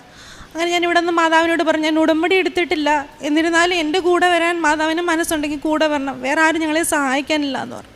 അങ്ങനെ ഞാൻ ഇവിടുന്ന് പോയി, മാതാവിനെയും വിളിച്ചുകൊണ്ട് ഞാൻ ഇവിടുന്ന് പോയി. വീട്ടിൽ ചെന്നപ്പോൾ എനിക്കാകെ വയ്യ. ഞാൻ മൈഗ്രെയിൻ്റെ പ്രശ്നം കാരണം ഛർദ്ദിലും അങ്ങനെയൊക്കെ ആയിട്ട് വളരെ ബുദ്ധിമുട്ടി, BP ഒക്കെ ലോ ആയിട്ട് ഞാൻ കിടക്കുമായിരുന്നു. അപ്പോൾ വീട്ടുകാർ എന്നെ ആകെ സങ്കടപ്പെട്ടു. ഞാനിങ്ങനെ ആവശ്യത്തിന് വന്നിട്ട് ഇങ്ങനെ അവസ്ഥയിൽ വന്നു കണ്ടപ്പോഴത്തേനും. അപ്പോൾ എൻ്റെ കുഞ്ഞ് പറഞ്ഞു, ഞമ്മ കരയില്ലേ, അമ്മയുടെ കൂടെ മാതാവ് ഇരിക്കുന്നമ്മയെന്ന് പറഞ്ഞു. നമ്മൾക്കൊരു 3.5 വയസ്സ് എന്തോ ഉള്ളൂ. ആ കുഞ്ഞ് ഞാൻ വല്ലാത്തൊരവസ്ഥയിലായിരുന്നപ്പോൾ അവളെനിക്ക് ഭക്ഷണമൊക്കെ തന്നു. അത്രയും പ്രായം അവൾക്കുള്ളൂ. അമ്മ വിഷമിക്കേണ്ട, മാതാവ് കൂടെ ഉണ്ടെന്ന് പറഞ്ഞു. അത് കഴിഞ്ഞ് അന്ന് രാത്രി എൻ്റെ അമ്മ ഉറങ്ങാൻ കിടന്നപ്പോൾ സ്വപ്നത്തിൽ കാണുകയാണ്, ഞങ്ങളുടെ വീടിന് ചുറ്റും 2 വണ്ടി നിറച്ച് കുറേ പട്ടാളക്കാരെ പോലെ ആൾക്കാരെ കൊണ്ട് വീടിന് കാവൽ നിർത്തുന്ന മാതാവ്.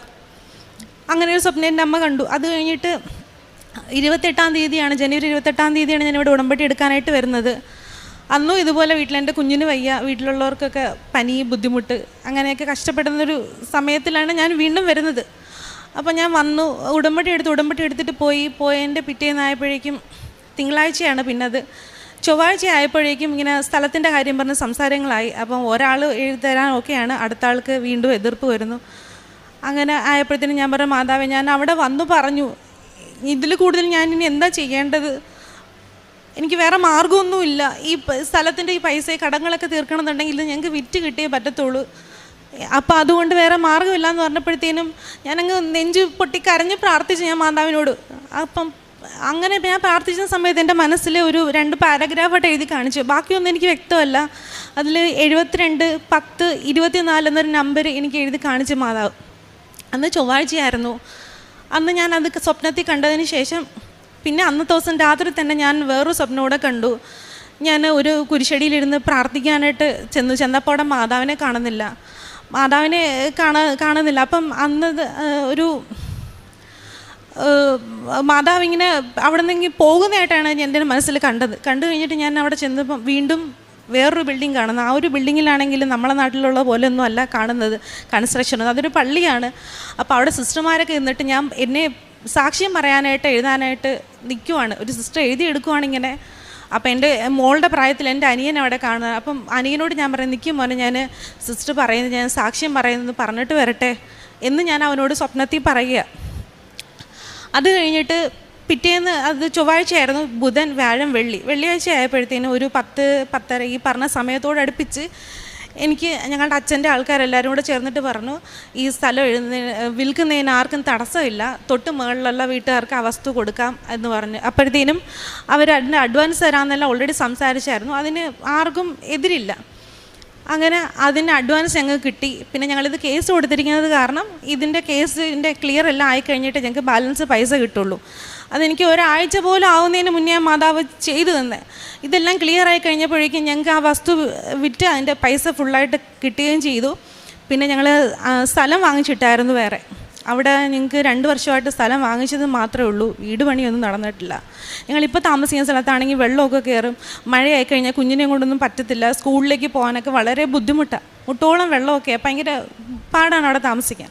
അപ്പോൾ അതുകൊണ്ട് ഈ സ്ഥലത്തൊന്നും ചെയ്യാൻ പറ്റാത്ത കാരണം ഞാൻ അതും മാതാവിനോട് പറഞ്ഞപ്പോൾ ഈ പറഞ്ഞ് അധികം നാളാവുന്നതിന് മുന്നേ തന്നെ, ഒരു 30 ദിവസം ആവുന്നതിന് മുന്നേ തന്നെ എനിക്ക് ആ സ്ഥലത്ത് വീട് പണി തുടങ്ങാനായിട്ട് പറ്റിയെങ്കിലും കുറച്ചധികം ബുദ്ധിമുട്ടൊക്കെ ഉണ്ടായിരുന്നു.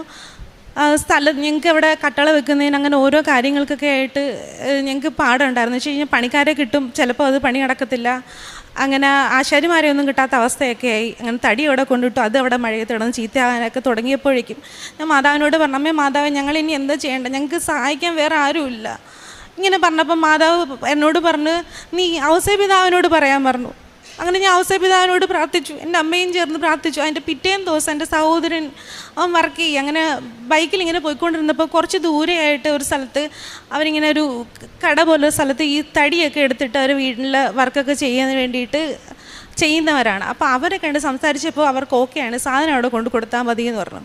അങ്ങനെ ഞങ്ങൾക്കത് പണിക്ക് വേണ്ടിയിട്ടുള്ള കട്ടളയും കതകും അങ്ങനെയുള്ളതെല്ലാം അവിടെ കൊടുത്ത് ക്ലിയർ ചെയ്ത് കിട്ടാനായിട്ട് പറ്റി. പിന്നെ വീട് പണിയൊക്കെ നടക്കുന്ന സമയത്താണെന്നുണ്ടെങ്കിൽ ഞങ്ങൾക്ക് കുറേ തടസ്സങ്ങളും പ്രശ്നങ്ങളൊക്കെ വന്നായിരുന്നു. അപ്പം ഞങ്ങളവിടെ ഉടമ്പടി വസ്തുക്കളായി ഉപ്പൊക്കെ കൊണ്ടിടും, കിണറ്റിലാണെങ്കിലും പ്രാർത്ഥിച്ച് വെള്ളമില്ലാതിരുന്ന സമയത്ത് ഉപ്പൊക്കെ കൊണ്ടിടുകയൊക്കെ ചെയ്യും. അങ്ങനെ ഞങ്ങൾക്ക് വെള്ളമൊക്കെ കിട്ടിക്കൊണ്ടിരുന്നത്. ആ വെള്ളം എടുത്താണ് ഞങ്ങൾ വീട് പണിക്കൊക്കെ വേണ്ടിയിട്ട് ഉപയോഗിച്ചുകൊണ്ടിരുന്നത്. പിന്നെ മഴയൊക്കെ കൂടുതലും പണിക്കൊക്കെ ഇറങ്ങുന്ന സമയത്താണെന്നുണ്ടെങ്കിൽ ഭയങ്കരമായ മഴയൊക്കെ വരുന്ന സമയമുണ്ട്. നമ്മൾ ഈ സാധനങ്ങളൊക്കെ എടുത്തിട്ടിട്ട് മഴയത്ത് അതൊന്നും ചെയ്യാൻ പറ്റത്തില്ല, പണിക്കാർക്ക് ബുദ്ധിമുട്ടായിരിക്കും, നമുക്കും അതുപോലെ പൈസ നഷ്ടവും കാര്യങ്ങളൊക്കെയാണ്.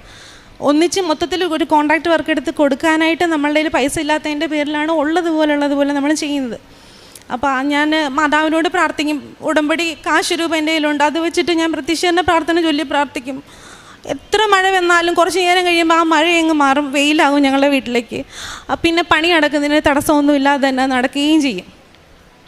പിന്നെ അതുപോലെ തന്നെ ഞങ്ങളുടെ അച്ഛൻ്റെ സ്ഥലം വിറ്റ സമയത്ത് അച്ഛൻ്റെ സഹോദരി അപ്പച്ചി ഞങ്ങളുടെ സ്ഥലം അവരുടെ സ്ഥലം ഓഹരി എഴുതി തരാമെന്നും പറഞ്ഞിട്ട് ഒരു 1.5 ലക്ഷം രൂപയോളം വാങ്ങിച്ചിരുന്നു. അപ്പോൾ അതും തരാതെ കുറച്ച് പാടായിരുന്നു. അത് ഇതിനിടയ്ക്ക് തന്നെ ആ പൈസ ഞങ്ങൾക്ക് തിരികെ കിട്ടി. പിന്നെ ഈ ആധാരം എഴുതുന്ന സമയത്ത് അതിനായിട്ട് ഒരു ബന്ധപ്പെട്ട് എൻ്റെ ബ്രദറിൻ്റെ ഒരു ഫ്രണ്ട്, അവരുടെ പപ്പ പറഞ്ഞിട്ടാണ് ആധാരമൊക്കെ എഴുതാമെന്നൊക്കെ പറഞ്ഞ് റെഡിയാക്കിയത്. പക്ഷേ ആ പുള്ളിക്കാരൻ നമ്മളുടെ നിന്ന് പൈസ വാങ്ങിച്ചിട്ടൊന്നും ചെയ്തു തന്നില്ല. ആ പൈസയും കിട്ടാതെ ഞങ്ങൾ 2022 പോലീസ് സ്റ്റേഷനിലൊക്കെ പരാതി കൊടുത്തായിരുന്നു. അത് ഒരിക്കലും കിട്ടില്ല എന്ന് വിചാരിച്ചത് ആ പൈസ അത് തിരികെ ഞങ്ങൾക്ക് 140 സംതിങ് ആണ് കിട്ടാനുള്ളത് എമൗണ്ട്. പക്ഷേ എന്നിരുന്നാലും ഞാൻ കഴിഞ്ഞ മാസം ഞാനിവിടെ സാക്ഷ്യം പറയാൻ വരുന്നതിന് വേണ്ടിയിട്ട് നിശ്ചയിച്ചൊരു ദിവസം, അന്ന് എനിക്ക് വരാനായിട്ട് പറ്റിയില്ല. അത് ഞാൻ ഉടമ്പടിയിൽ വെച്ചിരുന്നായിരുന്നു, മാതാവ് എനിക്ക് ആ പൈസയോട് തിരിച്ചു കിട്ടണം, ബാക്കിയെല്ലാം എനിക്ക് ചെയ്തു തന്നു എന്ന്. അപ്പോൾ ഞാൻ മാതാവിനോട് പറഞ്ഞപ്പോൾ ആ ഒരു കാര്യം കൂടി മാതാവ് ഞാൻ എന്നാണോ വരാൻ ഉദ്ദേശിച്ചത് ആ ദിവസം തന്നെ എനിക്ക് ആ ഒരു കാര്യത്തിന് എൻ്റെ സഹോദരൻ ആ പുള്ളിക്കാരനെ കാണാനിടയായി സംസാരിച്ചു. പിന്നെ അതിന് ഒത്തുതീർപ്പിനാവുകയും ചെയ്തു. ആ കൊടുത്തതിനകത്ത് നിന്ന് 1 ലക്ഷം രൂപയോളം ഞങ്ങൾക്ക് തിരിച്ചു കിട്ടി. പിന്നെ അതുപോലെ തന്നെ സാമ്പത്തികപരമായിട്ടൊക്കെ ഒത്തിരി ബുദ്ധിമുട്ടിരുന്ന സമയത്തൊക്കെ മാതാവ് ഞങ്ങളെ സഹായിച്ചിട്ടുണ്ട്. കടങ്ങളൊക്കെ തീർക്കാനായിട്ടും ഒക്കെ ഞങ്ങൾക്ക് വേണ്ടുന്ന സഹായങ്ങളൊക്കെ ചെയ്തിട്ടുണ്ട്. ഞങ്ങൾക്ക് രോഗങ്ങളുണ്ടാകുന്ന സമയങ്ങളിലും കുഞ്ഞിന് ഇടയ്ക്കിടയ്ക്ക് അസുഖങ്ങളും അങ്ങനെയൊക്കെയുള്ള ബുദ്ധിമുട്ടുകളൊക്കെ ഉണ്ടാവാറുണ്ട്. അപ്പോൾ ഞങ്ങളിവിടുത്തെ ഉടമ്പടി വസ്തുക്കളായ തൈലവും ഉപ്പും ഒക്കെയാണ് ഞങ്ങൾ ഉപയോഗിക്കാറുള്ളത്. മരുന്നിനോടൊപ്പം തന്നെ വിശ്വാസ പ്രമാണം ചൊല്ലി പലതവണയും പ്രാർത്ഥിക്കുമ്പോഴും ഞങ്ങൾക്ക് അതിനൊക്കെ സൗഖ്യം കിട്ടി. ഇപ്പോൾ തന്നെ സാക്ഷ്യം പറയാൻ വരുന്ന സമയത്തൊക്കെ ഈ ഇട കൊണ്ട് എൻ്റെ ഉടമ്പടി തീർന്നിട്ട് എനിക്ക് 1 മാസത്തോളം ആകുന്നു. അപ്പോൾ ആ ഒരു സമയത്തിനകത്ത് ഞാൻ വരാൻ നോക്കുമ്പോഴൊക്കെ അസുഖങ്ങളാണ്, വീട്ടിലുള്ളവർക്കൊക്കെ അസുഖങ്ങളുണ്ടാവും, അമ്മയ്ക്കുണ്ടാവും, എനിക്കുണ്ടാവും. ഇപ്പം തന്നെ ഞങ്ങൾ വരുന്ന വഴിക്ക് കുഞ്ഞിന് വയ്യ ഞങ്ങൾ തിരിച്ചു പോകാമെന്ന് വിചാരിച്ചതാണ്. കായംകുളം കഴിയുന്ന ആ സമയം വരെയും, ഞാൻ കൊല്ലത്തുള്ളതാണ്, ആ സ്ഥലം വരെയും എൻ്റെ കുഞ്ഞ് ഛർദ്ദിക്കുമായിരുന്നു കണ്ടിന്യൂസ് ആയിട്ട്. വീട്ടിൽ നിന്ന് ഇറങ്ങിയ സമയത്തൊന്നും കുഞ്ഞിനൊരു കുഴപ്പമില്ലായിരുന്നു. പക്ഷേ ആൾ വണ്ടിയിൽ കയറി കുറച്ച് കഴിഞ്ഞപ്പോൾ തൊട്ട് അങ്ങ് കണ്ടിന്യൂസ് ഛർദ്ദിൽ. അങ്ങനെ ഒരു ഹോസ്പിറ്റലിൽ കയറി ഇഞ്ചക്ഷനൊക്കെ എടുത്തിട്ടാണ് ഇപ്പോൾ വരുന്നത്. അപ്പോൾ ഇത്രയേറെ തടസ്സങ്ങളുണ്ടായിരുന്നിട്ടും മാതാവ് ഞങ്ങളുടെ ആ വിശ്വാസത്തെ ഞങ്ങളെ സഹായിക്കുന്നത് ഞങ്ങളുടെ മാതാവാണ്. ആ വിശ്വാസത്തെ മാതാവ് ഞങ്ങൾ മാനിച്ചു തന്നിട്ടുണ്ട്. പിന്നെ ഞങ്ങളുടെ എന്ത് ആവശ്യങ്ങൾക്കാണെങ്കിലും ഞങ്ങൾ പുറത്തു പോകുന്ന സമയത്ത് ഉടമ്പടി തൈലം പൂശിയിട്ട് മാത്രമേ പോകാറുള്ളത്.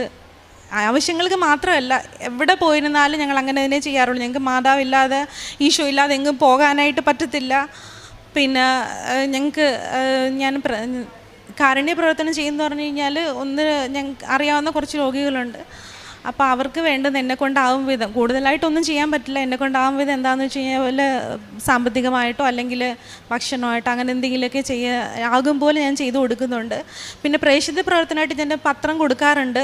അത് ഞാൻ പോകുന്ന സമയത്ത് ബസ്സിലാണെങ്കിലും കൊടുക്കും. തൊട്ടടുത്തിരിക്കുന്നവർക്ക് എന്തെങ്കിലും ആവശ്യങ്ങളുണ്ടോ എന്നൊക്കെ അവരോട് ചോദിച്ച് സംസാരിച്ച് മനസ്സിലാക്കി എനിക്ക് ദൈവം ചെയ്ത കാര്യങ്ങളൊക്കെ ഞാൻ അവരോട് പറയാറുണ്ട്. പിന്നെ ഹോസ്പിറ്റലുകളിൽ പോകുമ്പോഴാണെങ്കിലും വീടിന് അടുത്ത പരിസരത്താണെങ്കിലും എവിടെയെങ്കിലുമൊക്കെ ഞാൻ പോകുന്ന സമയത്ത് എനിക്ക് മാതാവിനെ പറ്റി പറയാൻ്റെ അവസരം കിട്ടിക്കഴിഞ്ഞാൽ ഇത്രയേറെ എന്നെ സഹായിച്ച മാതാവിൻ്റെ അടുത്ത് മറ്റൊരാൾക്ക് പോയാൽ അവരും രക്ഷപ്പെടും എന്നുള്ള ഉറപ്പുള്ളതുകൊണ്ട് ഞാൻ അവരോടെല്ലാം മാതാവിനെ പറ്റി പറയാറുണ്ട്. ഞങ്ങളുടെ വീട്ടിൽ ആര് വന്നിരുന്നാലും എൻ്റെ അമ്മയും ഞാനും ഒക്കെ ഞങ്ങൾക്ക് മാതാവ് തന്നതാണ് ഞങ്ങൾക്ക് ആ ഭവനം. വേറെ ആരും ഞങ്ങളെ സഹായിച്ചിട്ടില്ല. ഈശോയും മാതാവും മാത്രമാണ് ഞങ്ങളെ ഇത്രയും വഴി നടത്തിയത്, ഞങ്ങളെ സഹായിച്ചത്. ഞങ്ങൾക്ക് ഉടമ്പടി ഇല്ലാതെ ഒരു സെക്കൻഡ് പോലും ഇരിക്കാൻ പറ്റാത്ത അവസ്ഥയിലാണ്. അത്രത്തോളം ദൈവം ഞങ്ങളെ സഹായിച്ചിട്ടുണ്ട്, അത്രത്തോളം ഞങ്ങൾക്ക് അനുഗ്രഹങ്ങളൊക്കെ തന്നിട്ടുണ്ട്. അതിന് ഈശോയ്ക്കും അമ്മ മാതാവിനും 1000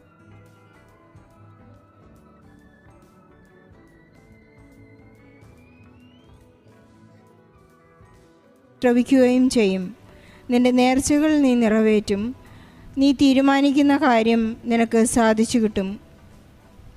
ബിൻസി എന്ന മകൾ വളരെ ശക്തമായ ഒരു പ്രത്യക്ഷീകരണ സാക്ഷ്യമാണ് ഈ അൾത്താരയിൽ ഏറ്റുപറഞ്ഞത്. സമയച്ചുരുക്കത്തിൻ്റെ അമ്മ 34 വർഷമായിട്ടുണ്ടായിരുന്ന അവരുടെ ഒരു വലിയ ജീവിത പ്രശ്നത്തെയാണ് വെറും 15 ദിവസത്തിനുള്ളിൽ അമ്മ പരിഹരിച്ചു കൊടുത്തതെന്ന് മകളേറ്റു പറയുകയാണ്. അവരുടെ ബന്ധുവിൻ്റെ ഒരു അതിക്രമിച്ചെടുത്ത ഇവരുടെ ഭൂമിയിൽ നിന്ന് അവർക്ക് തന്നെ അവരുടെ ആ വീട് വിൽക്കാനോ ആ സ്ഥലം വിൽക്കാനോ അവരുടെ ആവശ്യങ്ങൾ നിറവേറ്റാനോ സാധിക്കാതെ വന്നപ്പോൾ ഒരു ബന്ധുവിനോട് തന്നെ വഴക്കിടേണ്ടി വരുമോ എന്നുള്ളൊരു വലിയ ആശങ്കയിൽ അവരോട് വന്ന് ഉടമ്പടിയെടുത്ത് പ്രാർത്ഥിക്കുകയും വളരെ പെട്ടെന്ന് തന്നെ ആ ബന്ധുവിൻ്റെ മനപരിവർത്തനം ഉണ്ടാവുകയും ആ സ്ഥലം ഇവരുടെ തന്നെ സ്ഥലം കയ്യേറിയത് ഇവർക്ക് തന്നെ വളരെ സ്നേഹത്തോടും ക്ഷമയോടും കൂടി അവർക്ക് തിരിച്ചു കൊടുക്കാനുള്ള വലിയ അനുഗ്രഹം അവർക്കുണ്ടായി എന്ന് ഏറ്റു പറയുന്നു. അതുപോലെ തന്നെ ഇവരുടെ സ്ഥലം വിൽക്കുവാനും അവരുടെ വീട് പണിയുവാനുമെല്ലാം വളരെ സങ്കടപ്പെട്ട് ഇവിടെ വന്ന് പ്രാർത്ഥിക്കുമ്പോൾ സ്വപ്നത്തിലൂടെ പരിശുദ്ധ അമ്മ നിങ്ങളുടെ വീട് പണിക്ക് ഞാൻ തന്നെ കാവൽ നിൽക്കും, ഒരു വലിയ പട്ടാളത്തെ തന്നെ പരിശുദ്ധ അമ്മ കാവൽ നിർത്തി ആ വീടിനെ സംരക്ഷിക്കുന്നതായി മകൾക്ക് സ്വപ്ന ദർശനത്തിലൂടെ അറിവ് നൽകുകയും 72:10:24 എന്ന ആ മണിക്കൂറുകൾ കൃത്യമായി കാണിക്കുകയുണ്ട്. 72 മണിക്കൂർ എന്ന് പറഞ്ഞാൽ ദിവസങ്ങളാണ്. അതുപോലെ തന്നെ 10 മണിക്കൂറിൽ 10 മണിക്ക് 24 സെക്കൻഡ് ഉള്ളപ്പോഴാണ് അവർക്ക് 24 മിനിറ്റിലാണ് ആ സംഭവം നടക്കുന്നത് തന്നെ.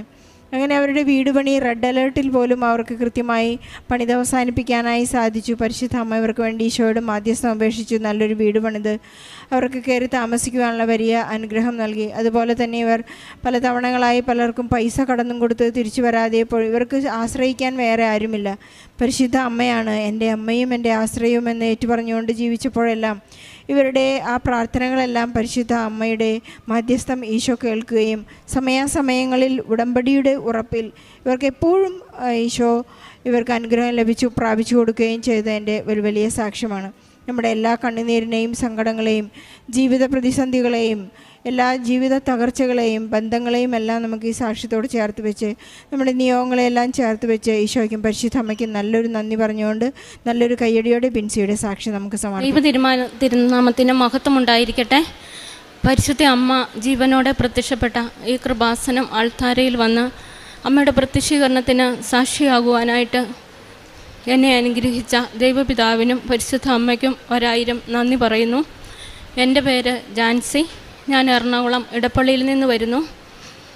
ഇത് എൻ്റെ 2ാമത്തെ സാക്ഷ്യമാണ്. ഞാൻ 9 വർഷമായി ഉടമ്പടി എടുത്തിട്ട് 9 പ്രാവശ്യം ഞാൻ ഉടമ്പടി പുതുക്കി. പരിശുദ്ധ അമ്മ എനിക്ക് മഴ പെയ്യുന്നത് പോലെ ഒരുപാട് അനുഗ്രഹങ്ങൾ നൽകി. 2ാമത് ഉടമ്പടി പുതുക്കിയപ്പോൾ 2ാമത്തെ സാക്ഷ്യത്തിൽ ഞാൻ 6 നിയോഗങ്ങൾ ഞാൻ സമർപ്പിച്ച് പ്രാർത്ഥിച്ചു. അതിൽ ആദ്യമായി എനിക്ക് സാധിച്ചു കിട്ടിയ സാക്ഷ്യം എന്ന് പറയുന്നത് ഡ്രൈവിംഗ് ലൈസൻസാണ്. കാറും സ്കൂട്ടിയും പഠിക്കാനായിട്ട് എനിക്ക് ഒരുപാട് ആഗ്രഹമായിരുന്നു. അങ്ങനെ ഞാൻ ഉടമ്പടിയിൽ നിയോഗം വെച്ചു. അമ്മ മാതാവേ, എനിക്ക് ഡ്രൈവിംഗ് പഠിക്കാനായിട്ട് ഒരുപാട് ആഗ്രഹമുണ്ട്, എനിക്ക് ഡ്രൈവിംഗ് പഠിപ്പിക്കുവാനായിട്ട് ഒരു ഡ്രൈവിംഗ് സ്കൂൾ നൽകി, നല്ലൊരു ഡ്രൈവിംഗ് സ്കൂൾ നൽകി അനുഗ്രഹിക്കണമെന്ന് പ്രാർത്ഥിച്ചു. അതിൻ്റെ ഫലമായി അമ്മ ഒരു നല്ല ഡ്രൈവിംഗ് സ്കൂൾ നൽകി അനുഗ്രഹിച്ചു. ഡ്രൈവിംഗ് സ്കൂളിൽ പോയി പഠിച്ചിട്ടൊന്നും ഞാൻ ഡ്രൈവിംഗ് പഠിക്കുകയില്ലായിരുന്നു. അതിനുശേഷം ഞാൻ വീട്ടിൽ വന്ന് പറഞ്ഞു, ഞാൻ ഡ്രൈവിംഗ് പഠിക്കുന്നില്ല, ഞാൻ ഡ്രൈവിംഗ് പഠിത്തം നിർത്തുവാന്ന് പറഞ്ഞു. അപ്പോൾ എൻ്റെ ഭർത്താവ് എന്നോട് പറഞ്ഞു, ഞാൻ ഡ്രൈവിംഗ് പഠിപ്പിക്കാമെന്ന് പറഞ്ഞു. ഭർത്താവ് പഠിപ്പിച്ചിട്ട് ഞാൻ ഡ്രൈവിംഗ് ഒന്നും പഠിച്ചില്ല. ഞാൻ ഒരുപാട് ആഗ്രഹത്തോടെ എല്ലാ ദിവസവും വിശുദ്ധ കുർബാനയും സമർപ്പിച്ച് പ്രാർത്ഥിച്ചു. എല്ലാ ദിവസവും ഞാൻ 4 ജപമാല വെച്ച് ചൊല്ലി വചനം എഴുതി പ്രാർത്ഥിച്ചു.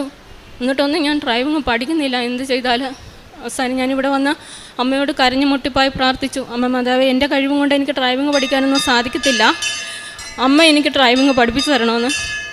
അങ്ങനെ ഞാൻ ജപമാല നിരന്തരമായി ചൊല്ലി കണ്ണീരോടെ പ്രാർത്ഥിച്ചിട്ട് ഞാൻ വെറുതെ വീട്ടിൽ ഉള്ള വണ്ടിയൊക്കെ എടുത്ത് ഞാൻ പോകും.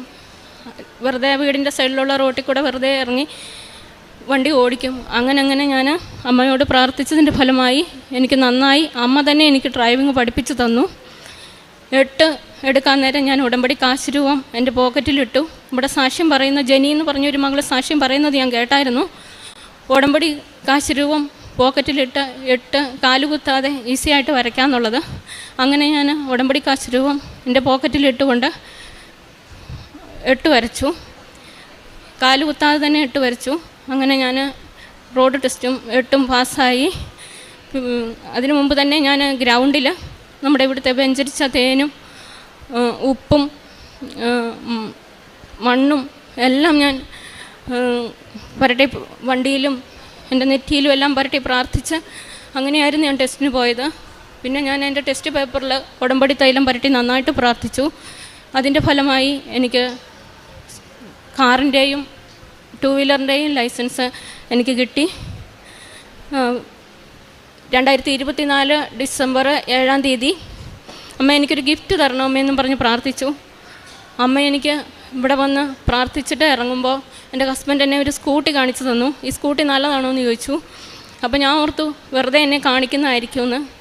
അപ്പോൾ ഞാൻ പറഞ്ഞു ആ നല്ലതാണെന്ന് പറഞ്ഞു. അതിൻ്റെ പിറ്റേ ദിവസം തന്നെ ആ സ്കൂട്ടിയാണ് അമ്മ എനിക്ക് ഗിഫ്റ്റായിട്ട് തന്നത്. ആ സ്കൂട്ടിയിലാണ് ഞാൻ ടെസ്റ്റ് പാസ്സായതും. പിന്നെ 2025 അമ്മ മാതാവേ എനിക്ക് ഗിഫ്റ്റ് തരണമെന്ന് പറഞ്ഞ് ഡിസംബർ 7-ാം തീയതി ഞാൻ ഇവിടെ വന്ന് പ്രാർത്ഥിച്ചു. അതിൻ്റെ ഫലമായി അമ്മ എനിക്ക് 2025 ഡിസംബർ 7-ന് സ്വന്തമായി എൻ്റെ പേരിലൊരു കാറും നൽകി അനുഗ്രഹിച്ചു. എൻ്റെ കഴിവിലല്ല, not by merit but by grace. ദൈവത്തിൻ്റെ വലിയ കൃപയിലാണ് എനിക്ക് ഡ്രൈവിംഗ് ടെസ്റ്റ് പാസ്സാകാനായിട്ട് സാധിച്ചത്. ഈ അനുഗ്രഹം തന്ന എൻ്റെ അമ്മയ്ക്കും ഉണ്ണീശോയ്ക്കും 1000 നന്ദി പറയുന്നു. രണ്ടാമതായി എനിക്ക് സാധിച്ചു കിട്ടിയ സാക്ഷ്യം എന്ന് പറയുന്നത്, എനിക്ക് 8 വർഷമായി നടുവേദന ഉണ്ടായിരുന്നു. ഞാൻ എല്ലാ മാസവും ഇവിടെ വരും. 10-11 കെട്ട് പത്രമൊക്കെ മേടിച്ചുകൊണ്ട് പോയി ഞാൻ എല്ലായിടത്തും കൊടുക്കും. മലയാറ്റൂർ മല കയറുവാൻ പോകാൻ എനിക്ക് ഭയങ്കര ആഗ്രഹമായിരുന്നു. അങ്ങനെ ഞാൻ കഴിഞ്ഞ വർഷം നടുവേദനയായിട്ടാണ് 11 കെട്ട് പത്രമായിട്ട് മല കയറാനായിട്ട് പോയത്. 1-ാം സ്ഥലം എത്തിയപ്പോഴത്തേനും എൻ്റെ 11 കെട്ട് പത്രവും തീർന്നു. പിന്നീട് ഞാൻ തിരിച്ച് വീട്ടിൽ വരുന്നവരെ എനിക്ക് യാതൊരു വിധത്തിലുള്ള നടുവേദനയും ഉണ്ടായില്ല. പിന്നീട് അന്ന് മുതൽ ഇന്ന് വരെ എനിക്ക് ഉടമ്പടി തൈലം ഞാൻ എല്ലാ ദിവസവും പുരട്ടും. ഉപ്പ് വെള്ളത്തിൽ പ്രാർത്ഥിച്ച് കഴിക്കും. പിന്നെ എല്ലാ ദിവസവും ഞാൻ ഉടമ്പടി ഉപ്പ് ഇട്ട് കുളിക്കും. അങ്ങനെ എനിക്ക് നടുവേദന പൂർണ്ണമായും അമ്മ മാറ്റി തന്നു. അമ്മയ്ക്ക് 1000 നന്ദി. മൂന്നാമത്തെ സാക്ഷ്യം എന്ന് പറയുന്നത്, ഞങ്ങൾ ഒരു പണയ വീട്ടിലാണ് താമസിച്ചുകൊണ്ടിരുന്നത്. 6 ലക്ഷം രൂപ പണയത്തിനായിരുന്നു ഞങ്ങൾ താമസിച്ചുകൊണ്ടിരുന്നത്. ആ ഓണർക്ക് ഭയങ്കര ബുദ്ധിമുട്ടായിരുന്നു. ബാങ്ക് ലോണും കടബാധ്യതയെല്ലാം കയറി അവർക്ക് ആ വീട് വീണ്ടും ഒരു 2 ലക്ഷം രൂപയ്ക്ക് കൂടെ കൂട്ടി വെക്കണമായിരുന്നു. ഞാൻ ഓരോ മാസം ഇവിടെ വന്ന് പത്രം മേടിച്ചുകൊണ്ട് ചെല്ലുമ്പോൾ ഞാൻ ചെന്ന് കതക് തുറക്കുന്നതിന് പകരം ഓണർ ആരെയെല്ലാം കൊണ്ടുവന്ന് മുറ്റത്ത് നിപ്പ് കാണും ആ വീട് കാണിക്കുവാനായിട്ട്. അപ്പം ഞാൻ ചെല്ലുമ്പോഴേ ഞാൻ മാതാവിനോട് പ്രാർത്ഥിക്കും, അമ്മ ഇത് നമ്മുടെ വീടല്ലേ, ഇതാർക്കും കൊടുക്കല്ലേ. അങ്ങനെ അമ്മ ഒരു വ്യക്തിയിലൂടെ 1 ലക്ഷം രൂപയും കൂടെ എന്നെ തന്ന് സഹായിച്ചു. ഞാൻ അതിനു മുമ്പ് ഞാനിവിടെ വന്നിട്ട് പോകുമ്പോൾ ഈ സാക്ഷ്യപീഠത്തിന് മുമ്പിൽ ഞാൻ എൻ്റെ വീടിൻ്റെ താക്കോല് കൊണ്ട് വെക്കുമായിരുന്നു, ഈ പരിശുദ്ധമായ ആൾത്താരിയിലും. എന്നിട്ട് അമ്മയോട് ഞാൻ മുട്ടിപ്പാട്ട് പ്രാർത്ഥിക്കുമായിരുന്നു, അമ്മേ നമ്മുടെ വീടായത്, എനിക്ക് തന്നെ ഞങ്ങൾക്ക് തന്നെ ഇത് തരണേ. അങ്ങനെ കണ്ണീരോടെ പ്രാർത്ഥിച്ചതിൻ്റെ ഫലമായി അമ്മ ഞങ്ങൾക്ക് തന്നെ ആ വീട് തന്നു. ഇപ്പോഴും ആ വീട്ടിലാണ് ഞങ്ങൾ താമസിക്കുന്നത്. ആ വീട്ടിൽ നിന്നാണ് ഞങ്ങളിപ്പോൾ വരുന്നത്. എൻ്റെ അമ്മയ്ക്കും എൻ്റെ ഈശോയ്ക്കും 1000 നന്ദി പറയുന്നു. പിന്നീട് എനിക്ക് കിട്ടിയത് അഖണ്ഡ ജപമാല റാലിയിൽ പങ്കെടുക്കാനുള്ള വലിയൊരു ഭാഗ്യമാണ്. കഴിഞ്ഞതിൻ്റെ മുമ്പിലത്തെ വർഷം ഞാൻ പങ്കെടുത്തില്ല. ഞാൻ അച്ഛൻ പറഞ്ഞായിരുന്നു, വയ്യാത്തവർ ആർത്തങ്ക കുരിശടിയിൽ നിന്നും പള്ളിക്ക് വരെ നടന്നാൽ മതിയെന്ന്. ഞാനിവിടെ വരെ നടുവേദനയായിട്ട് വന്നു. മനസ്സോടെ ഞാൻ അർത്തങ്ക കുരിശടിയിൽ നിന്നും, മാതാവേ എനിക്ക് പങ്കെടുക്കാൻ സാധിച്ചില്ലല്ലോ നടുവേദന ആയുണ്ടെന്നോർത്ത് അർത്തങ്ക കുരിശടിയിൽ നിന്ന് ഞാൻ അർത്തങ്ക പള്ളി വരെ നടന്നവിടെ ഇരുന്ന് ജപമാല ചൊല്ലി കുർബാന കണ്ട് പ്രാർത്ഥിച്ചു. വളരെ മനോഹരമായി അന്ന് പ്രാർത്ഥിക്കാൻ പറ്റി, കുർബാന സമർപ്പിച്ച് പ്രാർത്ഥിക്കാൻ പറ്റി. തിരിച്ചുപോയി.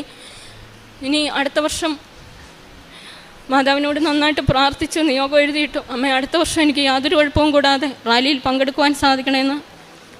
അതിൻ്റെ ഫലമായി എനിക്ക് കഴിഞ്ഞ ഈ അഖണ്ഡ ജപമാല റാലിയിൽ മനോഹരമായി എനിക്ക് പങ്കെടുക്കുവാൻ സാധിച്ചു. ജപമാല റാലി തുടങ്ങിയപ്പോൾ എനിക്കൊരു എന്തോ ഒരു ടെൻഷൻ, നാളിലെത്തുമോ, ഒരുപാട് ദൂരമുണ്ടല്ലോ, അങ്ങനെയൊക്കെ തോന്നി. കുറച്ച് ദൂരം ചെന്നപ്പോൾ ഒരുപാട് ദൂരമാണല്ലോ എന്നോർത്ത് എന്തോ ഒരു ടെൻഷൻ പോലെ. അന്നേരം തന്നെ ഞാൻ 91 സങ്കീർത്തനം ചൊല്ലി മുട്ടിപ്പായിട്ട് ഞാൻ അമ്മയോട് പ്രാർത്ഥിച്ചു. അമ്മ മാതാവേ എലീശ പുണ്യവതിയുടെ അടുത്ത് പോയതുപോലെ ആ മലമ്പ്രദേശത്തോടു കൂടി എങ്ങനെയോ അമ്മ സ്പീഡിൽ നടന്നു പോയോ, അതേ സ്പീഡ് എനിക്ക് തരണേന്ന്. എൻ്റെ കൂടെ എൻ്റെ കുടുംബാംഗങ്ങളെല്ലാവരും ഉണ്ടായിരുന്നു. അവരെല്ലാം അത്ഭുതപ്പെട്ടു. ഒരുപാട് ദൂരമൊന്നും നടക്കാത്ത ഇവളങ്ങനെ ഇതുപോലെ നടക്കുന്നതെന്നോർത്ത് ഞാൻ ചെന്ന് നിന്നത് അർത്തങ്കലാണ്. ജപമാല നല്ല ഭംഗിയായിട്ട് ചൊല്ലി. പിന്നെയും ദൂരം ഉണ്ടായിരുന്നേ നടക്കാമായിരുന്നെന്ന് എനിക്ക് തോന്നി. അഖണ്ഡ ജപമാല റാലി കഴിഞ്ഞു വരുന്ന വഴി ഞങ്ങളുടെ കാറ് ബ്രേക്ക് ഡൗൺ ആയി. ലെഫ്റ്റിൽ കൂടെ കയറി വന്ന ഒരു ഇന്നോവ ഞങ്ങളുടെ കാറിൻ്റെ ഡോറിൽ ഇടിക്കുകയും ഡോറ് ശകലം ഒരയുകയും ചെയ്തു. അവർ ഒരു 8000 രൂപ തന്നിട്ട് പോയാൽ മതിയെന്ന് പറഞ്ഞു. ഞങ്ങൾ പറഞ്ഞു നിങ്ങളല്ലേ ലെഫ്റ്റിൽ കൂടെ കയറി വന്നേ, ഞങ്ങളുടെ ഭാഗത്ത് തെറ്റൊന്നുമില്ലെന്ന് പറഞ്ഞ് ഞങ്ങളുടെ വീട്ടിലുള്ളവരെല്ലാവരും. അപ്പോൾ ഇവർ കൂടുതലായിട്ട് വഴക്കുണ്ടാക്കാൻ തുടങ്ങിയപ്പോൾ ഞാൻ പറഞ്ഞു, അമ്മ മാതാവേ നിങ്ങൾ ഉടമ്പടി അഖണ്ഡ ജപമാല റാലിക്ക് പോയിട്ട് വരുമല്ലേ, അമ്മയ്ക്ക് അറിയത്തില്ലേ അമ്മേ എന്ന് പറഞ്ഞ് ഞാൻ എൻ്റെ കഴുത്തിൽ കിടന്ന കാശ് ഊരി അമ്മയോട് ശക്തമായി പ്രാർത്ഥിച്ചു.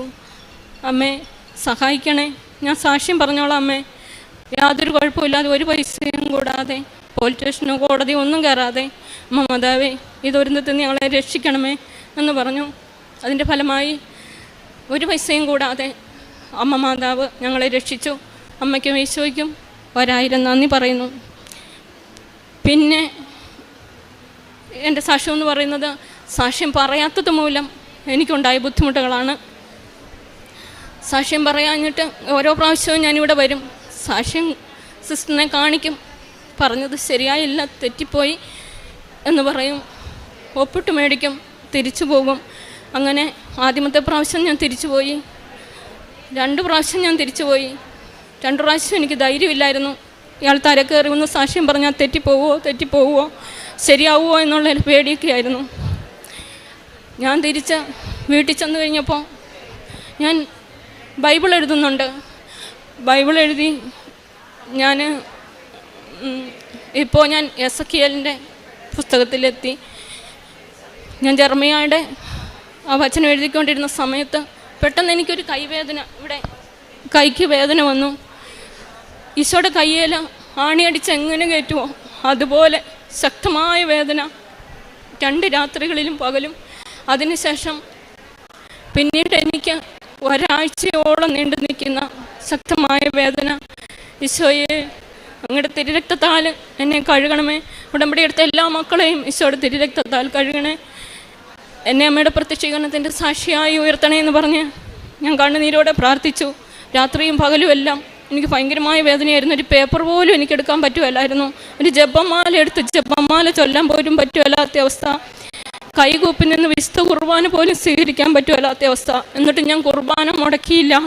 കുർബാനയാണ് ഏറ്റവും വലിയ മരുന്ന്. ഈശോയുടെ തിരുരക്തം എൻ്റെ കൈകളിൽ പുരട്ടുമ്പോൾ എൻ്റെ കൈവേദന മാറുമെന്ന് വിശ്വസിച്ച് ഞാൻ ഇടത് കൈ കൊണ്ട് തന്നെ ആരെയും ബുദ്ധിമുട്ടിക്കാതെ ഒരുങ്ങി ഞാൻ കുർബാനയ്ക്ക് പോയി. ഒരു കുർബാന പോലും ഞാൻ മുടക്കിയില്ല. അങ്ങനെ എൻ്റെ കൈവേദന ഒരാഴ്ചയോളം വെഞ്ചരിച്ച് ഉപ്പ് പുരട്ടി അമ്മ മാതാവിനോട് വിശ്വാസ പ്രമാണം എഴുതി ചൊല്ലുകയും എല്ലാം ഞാൻ പ്രാർത്ഥിച്ച് എൻ്റെ കൈവേദന പൂർണ്ണമായും അമ്മ മാതാവ് ഉണ്ണീശോട് പറഞ്ഞ് മാറ്റി തന്നു. എൻ്റെ ഈശോയ്ക്കും അമ്മയ്ക്കും നന്ദി പറയുന്നു. പിന്നീട് എനിക്ക് സാക്ഷ്യം പറയാതെ വീണ്ടും ഞാനിവിടെ വന്ന് തിരിച്ചു പോയി. കൈവേദന മാറിയിട്ടും പിന്നെ എനിക്ക് വലത് കാലിന് ശക്തമായ വേദനയുണ്ടായി. നടക്കാൻ ഭയങ്കര ബുദ്ധിമുട്ടുണ്ടായിരുന്നു. വീട്ടിലെല്ലാവരോടും പറഞ്ഞപ്പോൾ എന്തെങ്കിലും ഗുളികയൊക്കെ എടുത്ത് കഴിക്കുക എന്ന് പറഞ്ഞു. ഞാൻ ഉടമ്പടി തൈലം അല്ലാതെ അമ്മയുടെ ട്രീറ്റ്മെൻറ്റിലാണ് ഞാൻ ജീവിക്കുന്നത് 9 വർഷമായിട്ട്. ഞാൻ ഉടമ്പടി തൈലവും ഉപ്പും തേനും എല്ലാം കഴിച്ചു.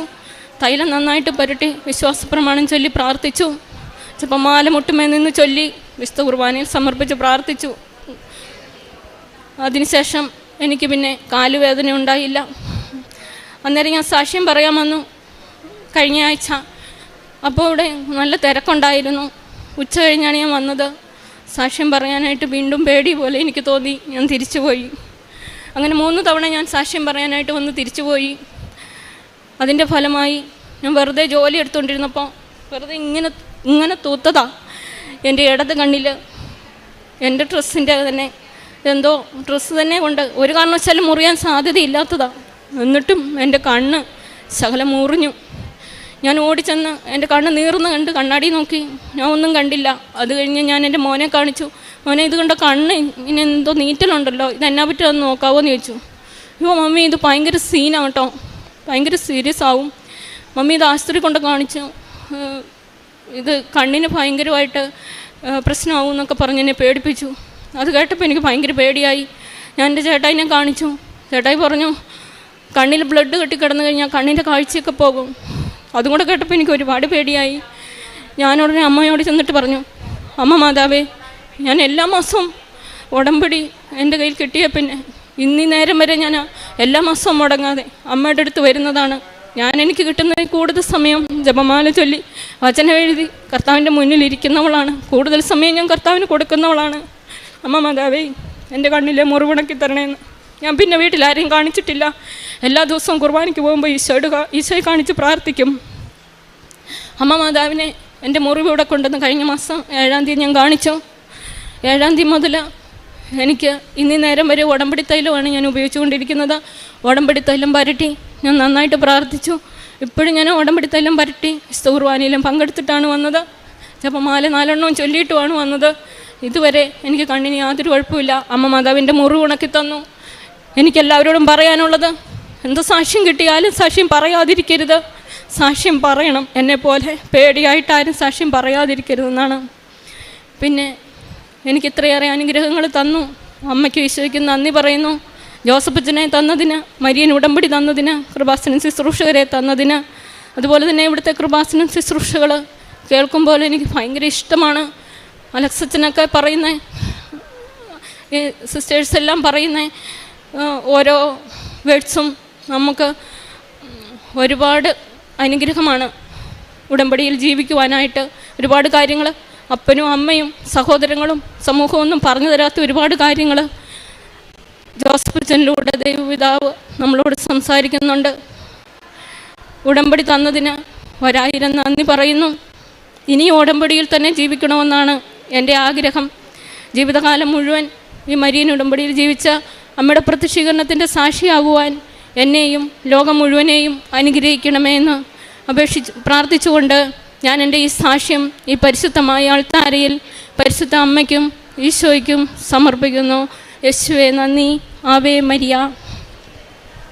വിശുദ്ധ യോഹന്നാൻ്റെ സുവിശേഷം 15-ാം അധ്യായം 4-ാം തിരുവചനം. നിങ്ങൾ എന്നിൽ വസിക്കുവിൻ, ഞാൻ നിങ്ങളിലും വസിക്കും.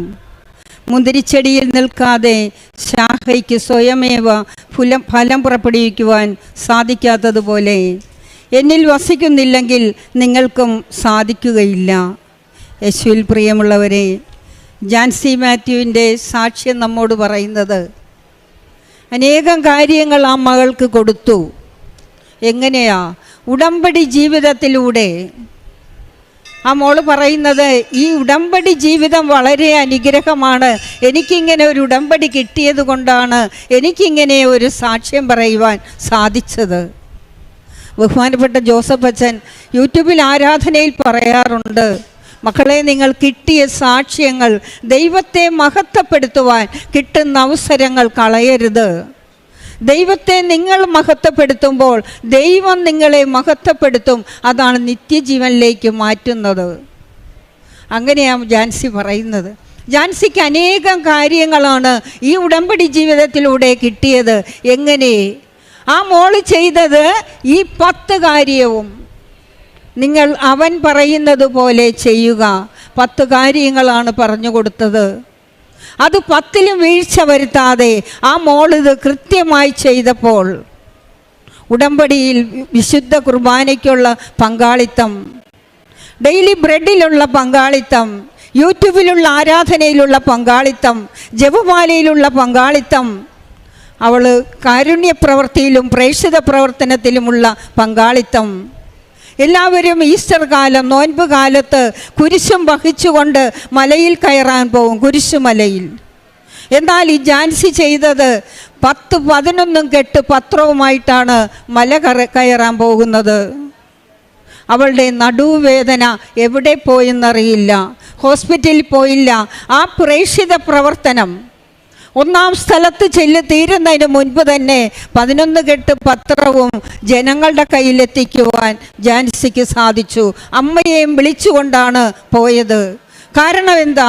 അമ്മയെ, ഏലീശോ അമ്മയെ സന്ദർശിക്കുവാൻ മല ചവിട്ടി പോയതുപോലെ ഞാനും പോവുകയാണ് ദൈവത്തെ മഹത്വപ്പെടുത്തുവാനെന്ന്. ഇങ്ങനെ ജാൻസി വഴി പരിശുദ്ധ അമ്മ കൊടുത്ത വലിയ അനുഗ്രഹങ്ങളാണ്. അമ്മ വഴി ഈ ഉടമ്പടി ജീവിതം അവളുടെ ജീവിതത്തിൽ ഇനി മരണം വരെ എന്നാ പറയുന്നത്. അതാണ് ഉടമ്പടി ജീവിതത്തിൽ കറ കൂടാതെ കൃത്യമായി ശ്രദ്ധയോടുകൂടി നിങ്ങൾ ചെയ്താൽ നിങ്ങൾക്കും ജാൻസിയെ പോലെ അമ്മയുടെ പ്രതിഷീകരണത്തിൻ്റെ സാക്ഷികളായി മാറാൻ പരിശുദ്ധാത്മാവ് ഇടയാക്കും. ഈശോ അപ്പൻ നിങ്ങൾക്ക് സഹായമായി ഓടിയെത്തി പരിശുദ്ധ അമ്മ വഴി തന്നുകൊണ്ടിരിക്കും. മോൾക്ക്